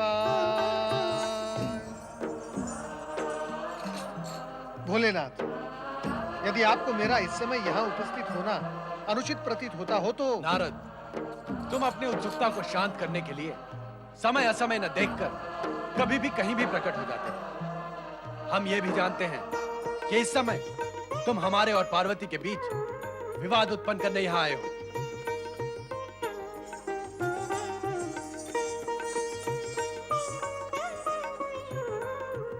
माता, माता आप कृपया मुझे भगवान भोलेनाथ के क्रोध से बचाएं। मैं सर्वथा निर्दोष हूँ। स्वामी, देवी पार्वती, हमने तुम्हारी इच्छा अनुसार नागकन्या मणिभद्रा की प्रार्थना स्वीकार की। वो जिसे पति रूप में वरण करना चाहती थी, उसी राजकुमार चित्रांगद के गले में राजकुमारी सीमंतिनी ने वरमाला पहना दी। वही सीमंतिनी जिसे तुमने विधवा न होने का आशीर्वाद दिया। अब तुम स्वयं बताओ, ये सारी स्थिति हमारे तुम्हारे मध्य विवाद का आरंभ नहीं तो और क्या है? ये नारद अपनी लीला का प्रसार करके हम दोनों के मध्य विवाद उत्पन्न करने ही तो यहाँ प्रकट हुए हैं। माता, माता मैं तो केवल आपके दर्शनार्थ यहाँ उपस्थित हुआ था। अब यदि आप दोनों की कोप दृष्टि मुझ पर पड़ेगी तो फिर रक्षा के लिए मैं किसकी शरण में जाऊंगा? माता, नहीं मानोगे तुम अपनी लीला का प्रसारण करने से? क्या यह सत्य नहीं कि तुम हम दोनों के मध्य विवाद उत्पन्न करने यहाँ आए हो? नहीं भोलेनाथ, नहीं। विवाद उत्पन्न करने नहीं, विवाद के कारण को फलीभूत करने। और भोलेनाथ, जब विवाद उभरेगा तो क्या सत्य भी उभर कर ऊपर नहीं आएगा? नारद! प्रभु, नारद क्या और नारद की लीलाएं क्या? नारद तो आपके चरण चिन्हों पर चलता है। पूछ ले आप माता पार्वती से। नारायण नारायण। स्वामी, अब क्षमा कर दे नारद को। मेरे और आपके मध्य विवाद और टकराहट का प्रश्न ही नहीं उठता। मैं तो जो कुछ भी करती हूँ आपसे शक्ति प्राप्त करके ही करती हूँ। इसीलिए निवेदन करती हूँ कि आने वाली घटनाओं को ऐसी दिशा दे जिससे किसी का अहित न हो और हम दोनों के वचनों की रक्षा भी हो जाए।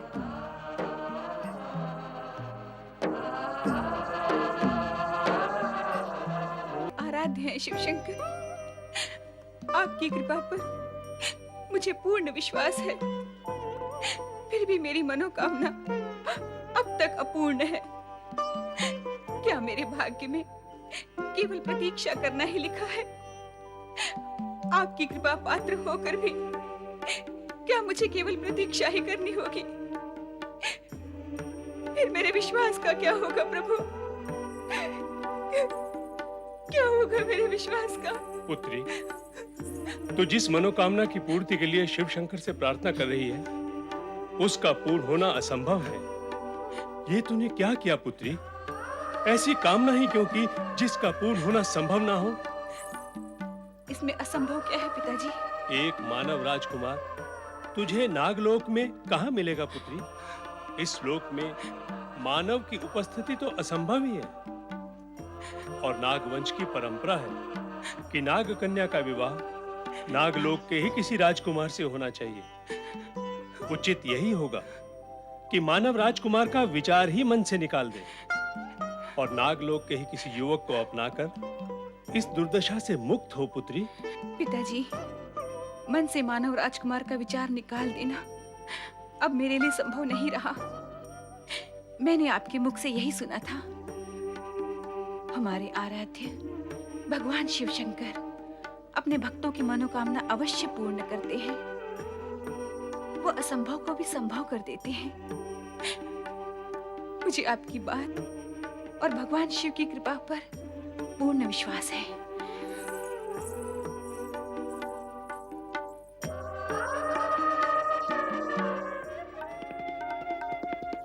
क्या हुआ सिमंतिनी? क्या सोच रही हो?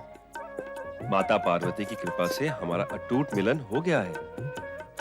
अब ये चिंता और विचार क्यों? स्वामी, आप महान हैं, पूजनीय हैं। आपके मन में विराजित इस मानवीय भावना ने आपको महान और पूज्य बना दिया है। नहीं सिमंतिनी, ऐसा कुछ नहीं है। मैं भी अन्य पुरुषों की भांति एक साधारण पुरुष ही हूँ। नहीं स्वामी, आप साधारण नहीं, असाधारण पुरुष हैं।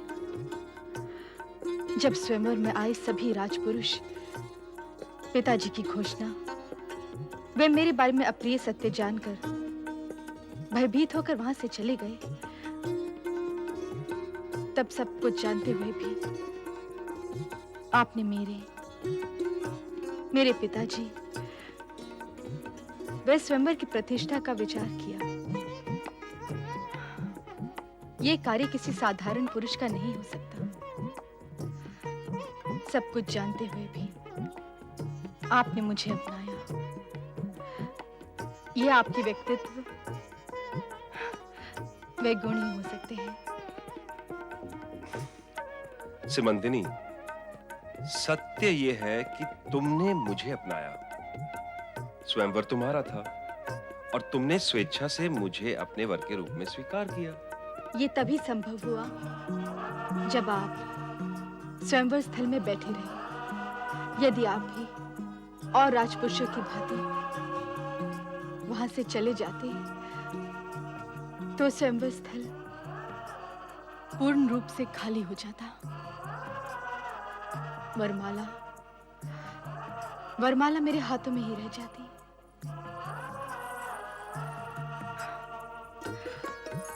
सभी राजपुरुषों के जाने के पश्चात आप वहां पर बैठे रहे। क्या ये मुझे मनी मन स्वीकारने की मौन स्वीकृति नहीं थी?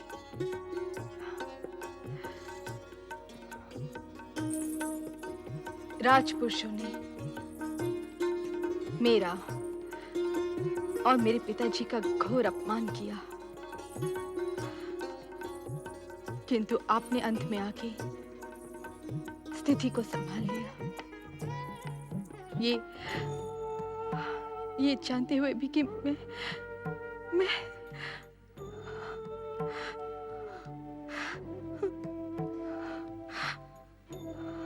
अब तुम्हें दुखी होने की कोई आवश्यकता नहीं है सिमंतिनी। माता पार्वती की आराधना करके तुमने अपने वैधव्य के कलंक को धो डाला है। इसलिए अब तुम अपने मन पर किसी प्रकार की चिंता का भार नहीं रखो। चिंताओं का त्याग करो सिमंतिनी। किंतु स्वामी, माता पार्वती के शब्द रह रह कर मेरे कान में गूंज उठते हैं कि विधाता के लेख को कोई नहीं बदल सकता। हो सकता है कि तुम्हें अनेक कष्ट सहने पड़े। साथ में माता पार्वती ने यह भी तो कहा था कि तुम्हें इस जीवन में वैधव्य का कष्ट नहीं भोगना पड़ेगा। कहा था ना, तो फिर अब चिंता कैसी? देखो सिमंतिनी, अब तुम्हें अतीत के विषय में भूलकर सुंदर भविष्य में खो जाना चाहिए। मैं प्रयत्न करूंगी स्वामी। ये प्रयत्न तुम अकेले नहीं करोगी, मैं भी तुम्हारे साथ करूंगा। वो कैसे? कल हम दोनों नौका विहार के लिए जाएंगे। नौका विहार?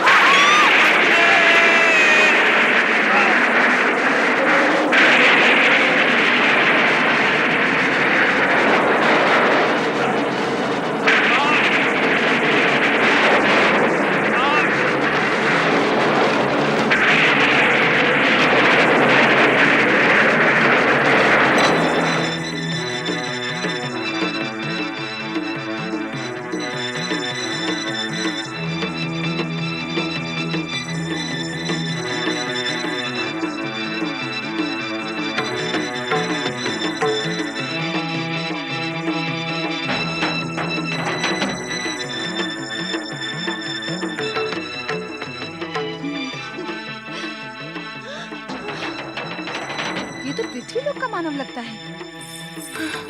हाँ?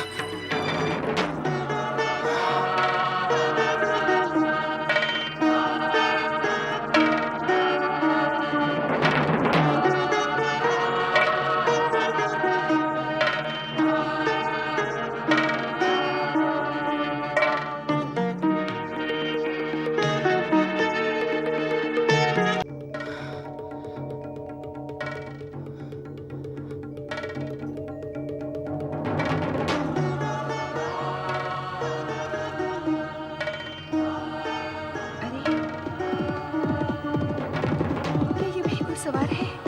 हाँ, लगता तो वही है। हाँ, वही घुड़सवार।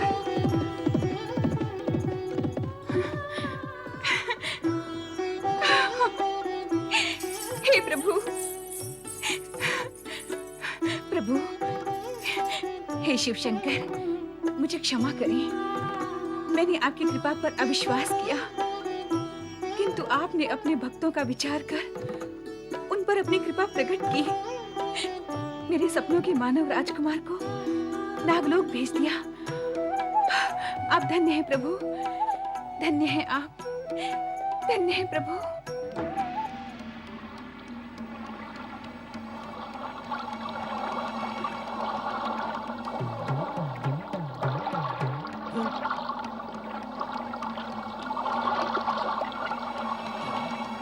अरे ये तो हमारी राजकुमारी जी चलो है। चलकर महाराज को सूचित करते हैं। चलो उठाइए इसे। हाँ, चलो भाई उठाओ, उठाओ। संभाल के उठाओ भाई। आहिस्ता। ले चलो धीरे धीरे धीरे।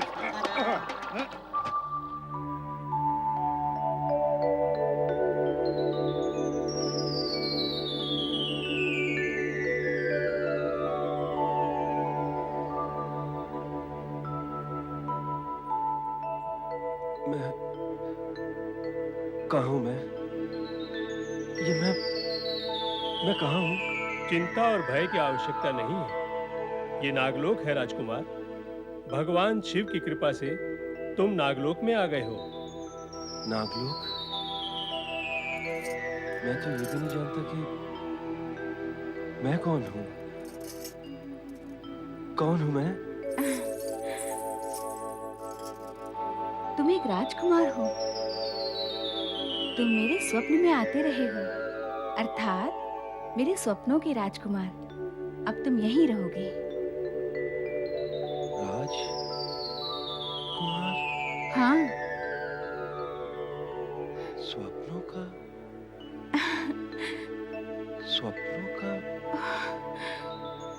राजकुमार?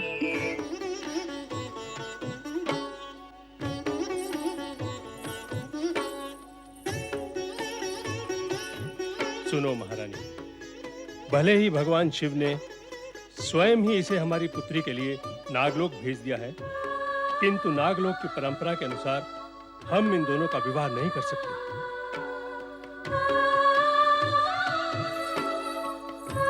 स्वामी, स्वामी, जब आप स्वीकार कर रहे हैं कि भगवान शिव शंकर ने स्वयं ही हमारी पुत्री के लिए उस मानव राजकुमार को इस नागलोक में भेजा है, तो उनका विवाह ना करने का निर्णय लेकर आप महादेव की इच्छा का अनादर क्यों कर रहे हैं? भगवान सदाशिव की इच्छा का अनादर तो हम स्वप्न में भी नहीं कर सकते महारानी, परंतु हम अपने राज्य इस नागलोक की परंपरा और मर्यादा के समक्ष विवश हैं। आप यूं ही विवश होने का भ्रम मन में पाल रहे हैं। आप इस राज्य के महाराजा हैं। यहाँ की हर मर्यादा, परंपरा आपके द्वारा ही निर्धारित की हुई है। और यदि स्वयं के स्वार्थवश किसी मर्यादा या परंपरा का उल्लंघन भी करना पड़े, तो हमें उसका अधिकार है। नहीं महारानी, नहीं, हमें आपका ये परामर्श स्वीकार नहीं। परंतु अपनी युवा पुत्री की मनोकामना का दमन करना आपको स्वीकार है। आपको ये भी स्वीकार है कि किसी पृथ्वी पुरुष से विवाह करने का अटल निश्चय लिए आपकी पुत्री जीवन भर अविवाहित बैठी रहे। आपको ये भी स्वीकार है? हमें शब्द जाल में उलझाओ नहीं महारानी। पुत्री मोह में तुम्हारा मन, ज्ञान, विवेक अपना संतुलन खो सकता है, हमारा नहीं। तुम भूल गई वो दिन जब हम दोनों मणिभद्रा के साथ शिव आराधना पूरी कर चुके थे? तब तुम्हारी इसी पुत्री ने तुम्हारे बार बार पूछने पर तुमसे सकुचाते हुए कहा था, माता, मैंने पिछली रात पृथ्वीलोक के जिस पुरुष को स्वप्न में देखा है, मैं उससे विवाह करना चाहती हूँ। तब तुमने ही उसे सत्य समझाते हुए कहा था, स्वप्न की बात भूल जाओ पुत्री, एक नाग कन्या का पति नाग राजकुमार ही हो सकता है, कोई मानव नहीं। और और आज तुम स्वयं ही इसके विपरीत। हाँ, आज मैं स्वयं ही आपको विपरीत विचारों की दिशा में ले जा रही हूँ, क्योंकि मैं जानती हूँ कि हमारी पुत्री मणिभद्रा ने अपनी कामना पूर्ति के लिए पूरे मनोयोग से भोलेनाथ की कठिन आराधना साधना की है। और ये उसी का ही परिणाम है कि भगवान शिव शंकर ने स्वयं ही पृथ्वी के एक राजकुमार को हमारी पुत्री के लिए इस नागलोक में भेज दिया है। और इस सत्य को आप स्वयं मान भी चुके हैं। हाँ, हम ये मान चुके हैं कि हमारे आराध्य देव भोलेनाथ ने इस मानव राजकुमार को हमारी पुत्री के लिए ही यहाँ भेजा है। परंतु क्या? परंतु हमें भय है कि यदि हमने अपने स्वार्थ हेतु अपने नागलोक की परंपरा के विपरीत कोई कार्य किया तो उसका दुष्परिणाम संपूर्ण नाग जाति को न उठाना पड़े, हमारे राज्य पर कोई विपदा न आ जाए। हमारे द्वारा नागवंश की रीति नीति और मर्यादा भंग होने पर जिस घृणित आदर्श की स्थापना होगी उस पर हमारी प्रजा भी अनुसरण करने लगेगी। नहीं महारानी, नहीं, हम ऐसा अनर्थ नहीं होने देंगे। हम अपनी नाग कन्या का विवाह उस मानव राजकुमार से कदापि नहीं करेंगे। हे सर्वशक्तिमान, कृपा निधान, हे भोलेनाथ, आपकी माया ने जिस मानव राजकुमार के दर्शन मुझे स्वप्न में कराए थे और जिसे मैंने मन और वचन से अपना पति मान लिया था, उसे आपने कृपा करके मेरे लिए ही नागलोक में भेजा है। ये सत्य जानते हुए भी मेरे पिता उनसे मेरे विवाह का विरोध कर रहे हैं। वो नहीं चाहते कि मैं मानव राजकुमार की जीवन संगिनी बनूं। हे विधाता, हे सर्वज्ञाता, आप ये भली भांति जानते हैं कि यदि वो मुझे पति के रूप में ना मिले तो मैं जीवन भर अविवाहित रहूंगी। यदि मेरे पिता अपने निर्णय पर अटल रहे तो मैं यहीं आपके सम्मुख रो रो कर अपने प्राण दे दूंगी। ये क्या पुत्री, तुम्हारे नैनों में अश्रुधारा?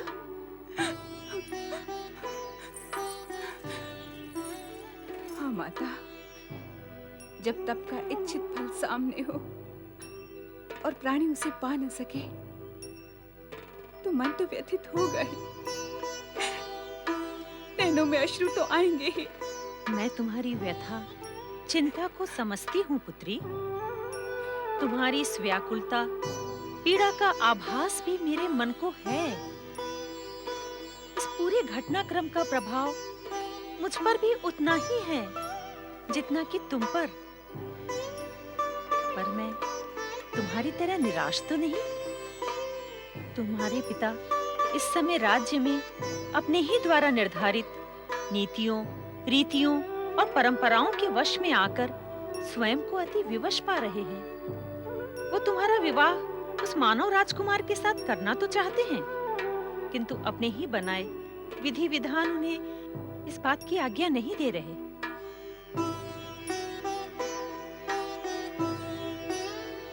एक बात कहूं पुत्री, परिस्थितियां कितनी भी प्रतिकूल क्यों न हो जाएं, पर एक सत्य अटल है और वो ये कि प्रत्येक अंत अपने आप में एक आरंभ भी लेकर आता है। तुम्हारे पिता की इस विवशता और उत्तेजना का अंत भी अंत में आशा और प्रसन्नता के एक नए अध्याय का आरंभ लेकर आएगा। तुम चिंताग्रस्त ना रहो पुत्री, अपने अश्रु पोंछ डालो। अपने विश्वास पर अविश्वास की छाया मत पड़ने दो। शांत मन से उसी भांति श्रद्धा भाव से भगवान भोलेनाथ की आराधना करती रहो। वे अवश्य ही तुम्हें मनोवांछित फल देंगे। तुम्हारी मनोकामना पूर्ण होगी।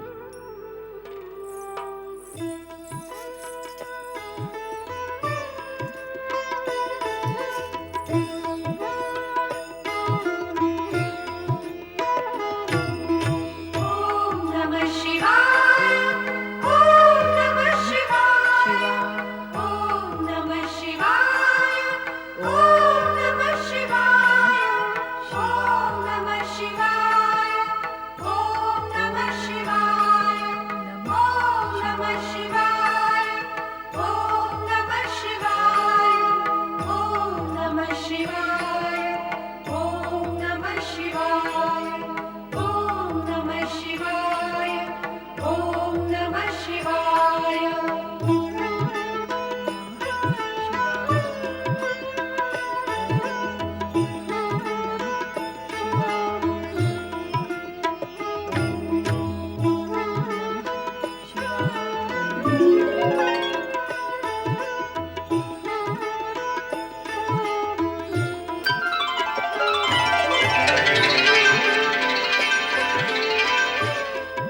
वासुकी, नागराज वासुकी, उठो पुत्र।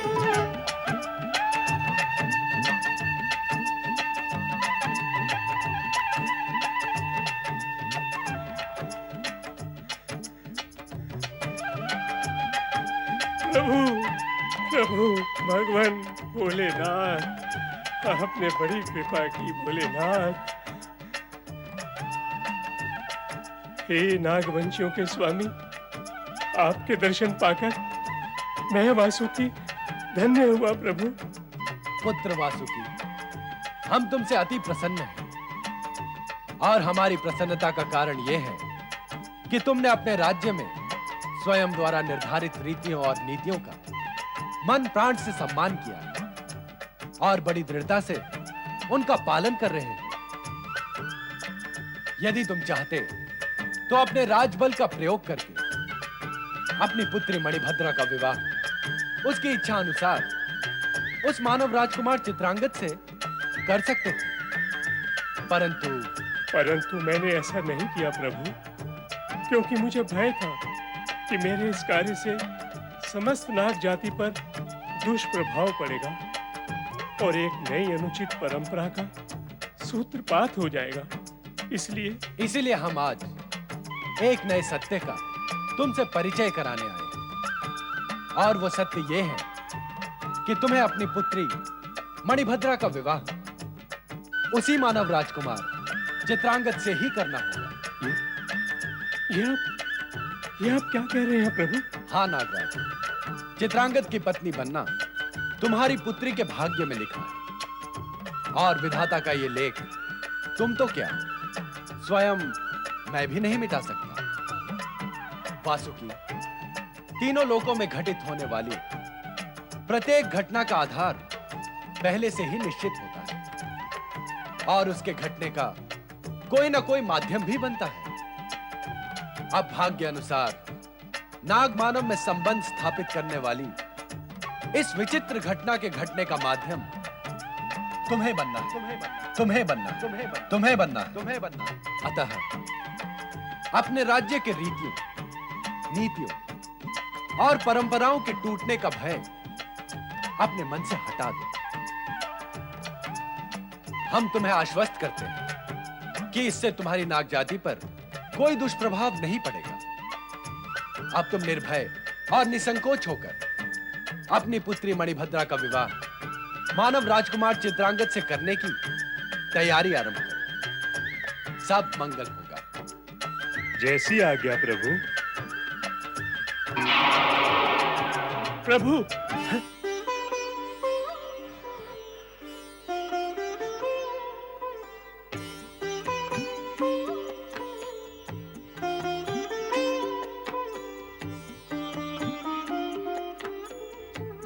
महारानी, महारानी उठो, उठो महारानी, उठो।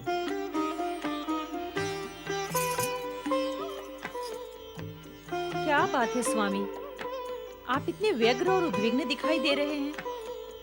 क्या कोई दुस्वप्न देख लिया है? नहीं महारानी, मैंने एक दुस्वप्न नहीं, एक दिव्य स्वप्न देखा है। स्वप्न क्या, सत्य ही देखा है। ये आप क्या कह रहे हैं? कैसा स्वप्न, कैसा सत्य? महारानी, अभी अभी मेरे स्वप्न में एक सुंदर नाग से सुशोभित हमारे आराध्य देव भगवान शिव शंकर प्रकट हुए और क्या देवाधिदेव महादेव ने आपको दर्शन दिए? हाँ, और कहा कि मैं नागवंश की परंपराओं के टूटने के भय को भुलाकर अपनी पुत्री का विवाह उस मानव राजकुमार से कर दूं। इससे नागवंश की परंपराओं पे कोई दुष्प्रभाव भी नहीं पड़ेगा। ये आप क्या कह रहे हैं? सचमुच आराध्य देव ने आपसे कहा ही नहीं, उन्होंने मुझ पर यह सत्य भी उद्घाटित किया कि हमारी पुत्री के भाग्य में चित्रांगद की पत्नी होना ही लिखा है और जो जिसके भाग्य में लिखा है उसे कोई नहीं मिटा सकता। धर्म और कर्म के जिस भंवर जाल में आप इतने उलझे हुए थे, प्रभु ने स्वयं आपको उससे मुक्त कर दिया। महारानी, हमारी पुत्री की शिव आराधना सफल हुई। अब हम उसकी मनोकामना पूर्ति के मार्ग में बाधा खड़ी नहीं करेंगे। मुझे तो प्रसन्नता इस बात की भी है आपकी प्रभु आज्ञा से अब आप राजा और पिता का कर्तव्य भली भांति निभा पाएंगे। महारानी, शीघ्र ही शुभ मुहूर्त निकलवाकर हम अपनी पुत्री का विवाह कर देंगे।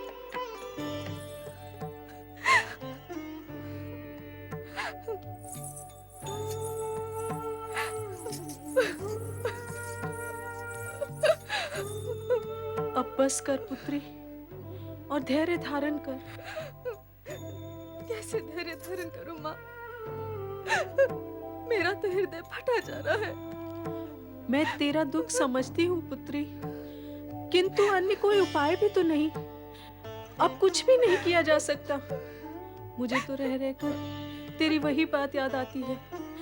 इससे अच्छा तो तू अनब्याही रह जाती। हमें ये दिन तो नहीं देखना पड़ता। महारानी, क्या हुआ महाराज? कुछ पता चला? नहीं, हमें इस बात का बहुत खेद है कि राजकुमार के बारे में कुछ पता नहीं चला। हमने दूर दूर मछुआरे भेजे, सबने पानी में गोता लगाया, किंतु राजकुमार का कुछ पता नहीं चला। लगता है मगरमच्छ और पानी के अन्य जीव उन्हें अपना आहार बना गए, अन्यथा उनके बारे में कुछ तो पता चलता। पिताजी, ऐसा ना कहें। माता पार्वती ने मुझे वरदान दिया था कि मैं आजीवन सौभाग्यवती रहूंगी। उनका वरदान, उनका आशीर्वाद मिथ्या नहीं हो सकता। पिताजी, मुझे पूर्ण विश्वास है कि माता पार्वती की कृपा, उनके आशीर्वाद से वो जहां भी होंगे सुरक्षित होंगे और एक ना एक दिन अवश्य लौट कर आएंगे। पुत्री, भाग्य का लिखा कोई नहीं मिटा सकता। यदि तेरे भाग्य में वैधव्य लिखा है तो वह अटल है, उसे कोई नहीं मिटा सकता। अपने मन को मिथ्या शांति देने से कोई लाभ नहीं। उस दिन राजकुमार ने स्वयंवर में आकर बहुत बड़ी भूल की। यदि वो ना आते तो तुम अवश्य किसी और के गले में वरमाला पहना देती, तो यह अनर्थ ना होता। पिताजी,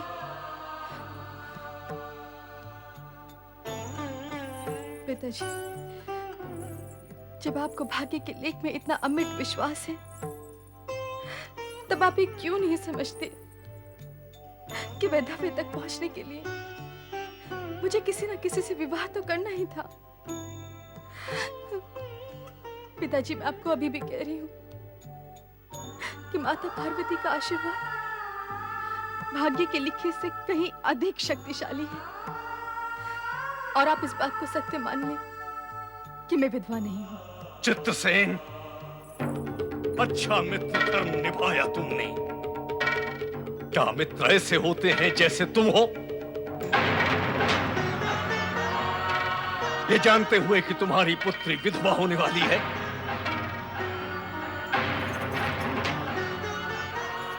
तुमने मेरे पुत्र चित्रांगद को स्वयंवर में बुलाकर मृत्युपथ दिखाया। कौन कहेगा तुम्हें मित्र? तुम मित्र नहीं हो, शत्रु हो, प्राणघातक शत्रु। तुमने मेरा कुल दीपक छीना है मुझसे, मेरे कुल का दिया बुझा दिया है तुमने। आप क्यों मेरे पिता पर मिथ्या दोषारोपण कर रहे हैं? और आपने ये कैसे मान लिया कि आपके कुल का दीपक बुझ चुका है? आप भगवान शिव की आराधना करते हैं ना, फिर उन पर विश्वास क्यों नहीं करते? आप जैसे प्राणी जो भगवान को मानते तो हैं, किंतु उन पर विश्वास नहीं करते, स्वयं भी दुखी होते हैं और दूसरों को भी दुखी करते हैं। सीमंतनी, अपनी मर्यादा में रहो। आप ये कार्य स्वयं क्यों नहीं करते? आप क्या समझते हैं, आप मेरे पिता पर मिथ्या दोषारोपण करेंगे और मैं चुपचाप सुनती रहूंगी? कुल दीपक बुझने के बहाने मुझे विधवा कहेंगे और मैं मौन रहूंगी? महाराज, मेरे पिताजी ने आपके सुपुत्र को स्वयंवर में नहीं बुलाया था। मैं विधवा नहीं हूं, मैं सधवा हूं, सदा सुहागन हूं। आपके अंदर बुद्धि है, शक्ति है, किंतु विश्वास नहीं है। मेरे पास बुद्धि भले ही ना हो, किंतु विश्वास है। माता पार्वती पर अटूट विश्वास है। तो क्या चित्रांगद जीवित है? हाँ, वो निश्चित रूप से जीवित है। तुम ये किस आधार पर कह रही हो?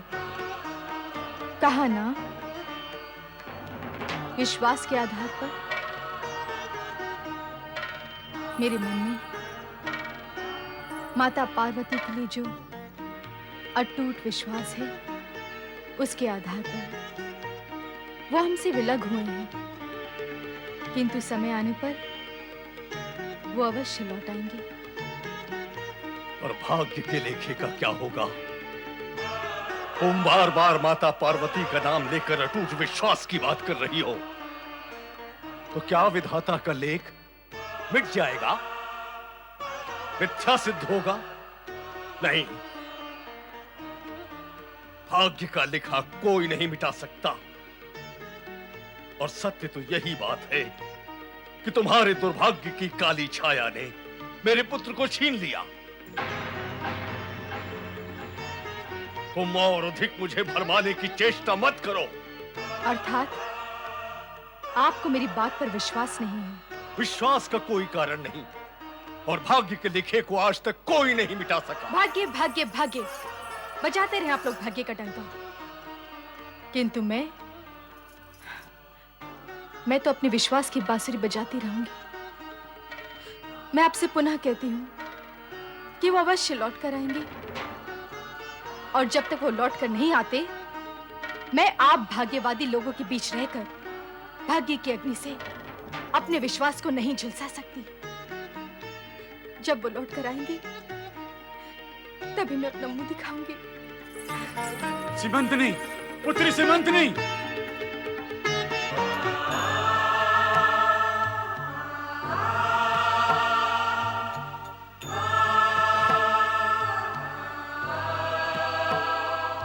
राजकुमार चित्रांगद, प्रणाम महाराज। आयुष्मान भव। राजकुमार, हम देख रहे हैं, जब से आप हमारे राज्य में आए हैं, तब से आपके मुखमंडल पर कोई चिंता जैसे पांव फैलाकर बैठ गई है। आपके होठों की मुस्कान को जैसे किसी पीड़ा ने अपना ग्रास बना लिया है। आप हमें कभी प्रसन्न दिखाई नहीं दिए राजकुमार।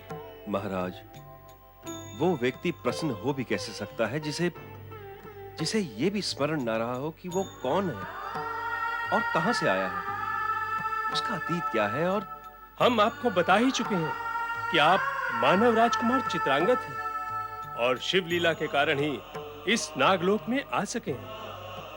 रहा आपके अतीत का प्रश्न, तो पुत्र, अतीत तो मृत प्राय ही होता है, उसे स्मरण करने से क्या लाभ। वर्तमान आपके सामने है, और सुखमय उज्जवल भविष्य आपकी ओर धीरे धीरे बढ़ ही रहा है। आप शीघ्र ही हमारे जमाता बनने वाले हैं, अर्थात इस नागलोक के भावी सम्राट।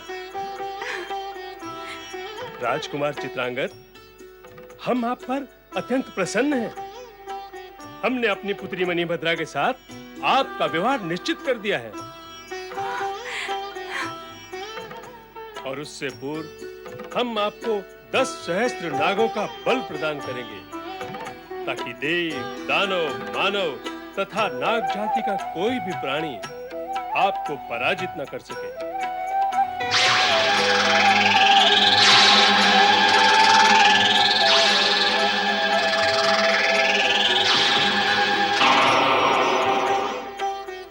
आप में 10 सहस्त्र नागों का बल समा गया है राजकुमार। शक्ति स्वरूपा माता पार्वती की जय।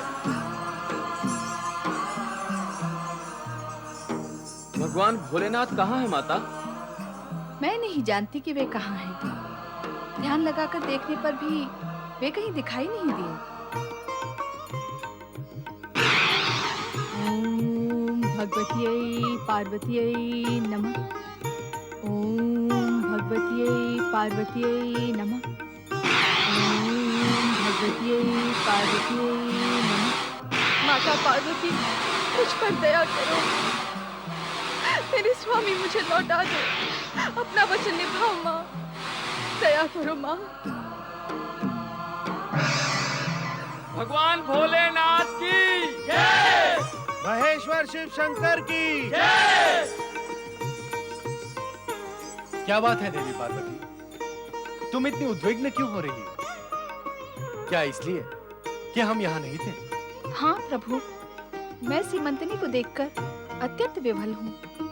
मैं इस समय यही सोच रही हूँ कि आपसे नागकन्या मणिभद्रा की प्रार्थना स्वीकार करने की विनती करके मैंने कितनी बड़ी भूल की।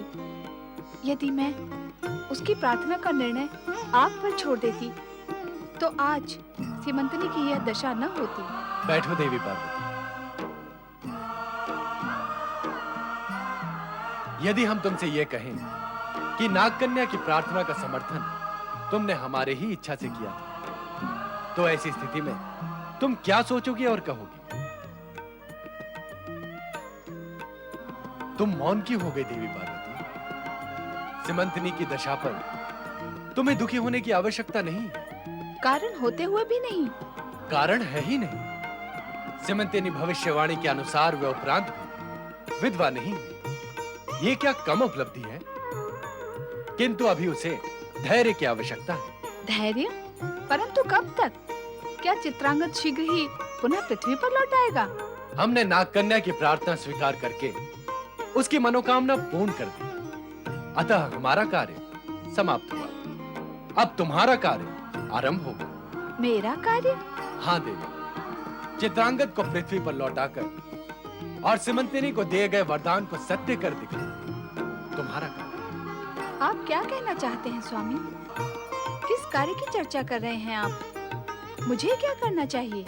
देवी, स्मरण करो, आपने क्या कहा था हमसे? किस विषय में स्वामी? विषय तो सीमंतनी का ही चर्चा में, इसलिए हम उसी की बात कर रहे हैं। तुमने हमसे कहा था कि विधाता के विधान सीमंतनी के भाग्य की रेखाओं को हम इस प्रकार निर्देशित करें जिससे इसके भाग्य में हस्तक्षेप न करके भी हमारे और तुम्हारे वरदानों की रक्षा हो सके। हाँ प्रभु, कहा था। हमने चित्रांगद के प्राण बचाकर उसे नागलोक पहुंचाकर यही किया है। हाँ स्वामी, अब स्थिति स्पष्ट हो रही है। तो क्या अब तक स्थिति अस्पष्ट थी? स्थिति और मेरे मध्य आपकी लीला का प्रभाव प्रबल था भोलेनाथ। तो क्या अब वो प्रभाव दुर्बल हो गया है? नहीं स्वामी, आपका प्रभाव दुर्बल क्यों होगा? वो तो अब आत्मसात हो गया है। फिर तो तुम ये भी जान गई होगी कि अब तुम्हें क्या करना है। स्वामी, आपने चित्रांगद के प्राण बचाकर उसे नागलोक पहुंचा दिया है, अर्थात सीमंतनी विधवा नहीं है, और अब मुझे उसे वैधव्य के मिथ्या आरोप व कलंक से मुक्त कराना है। देवी, यदि तुम चाहो तो हम तुम्हारी सहायता कर सकते हैं। मैं क्यों नहीं चाहूंगी? क्या आपकी सहायता के बिना अब तक मैं कुछ कर सकी हूँ और भविष्य में कुछ कर सकूंगी?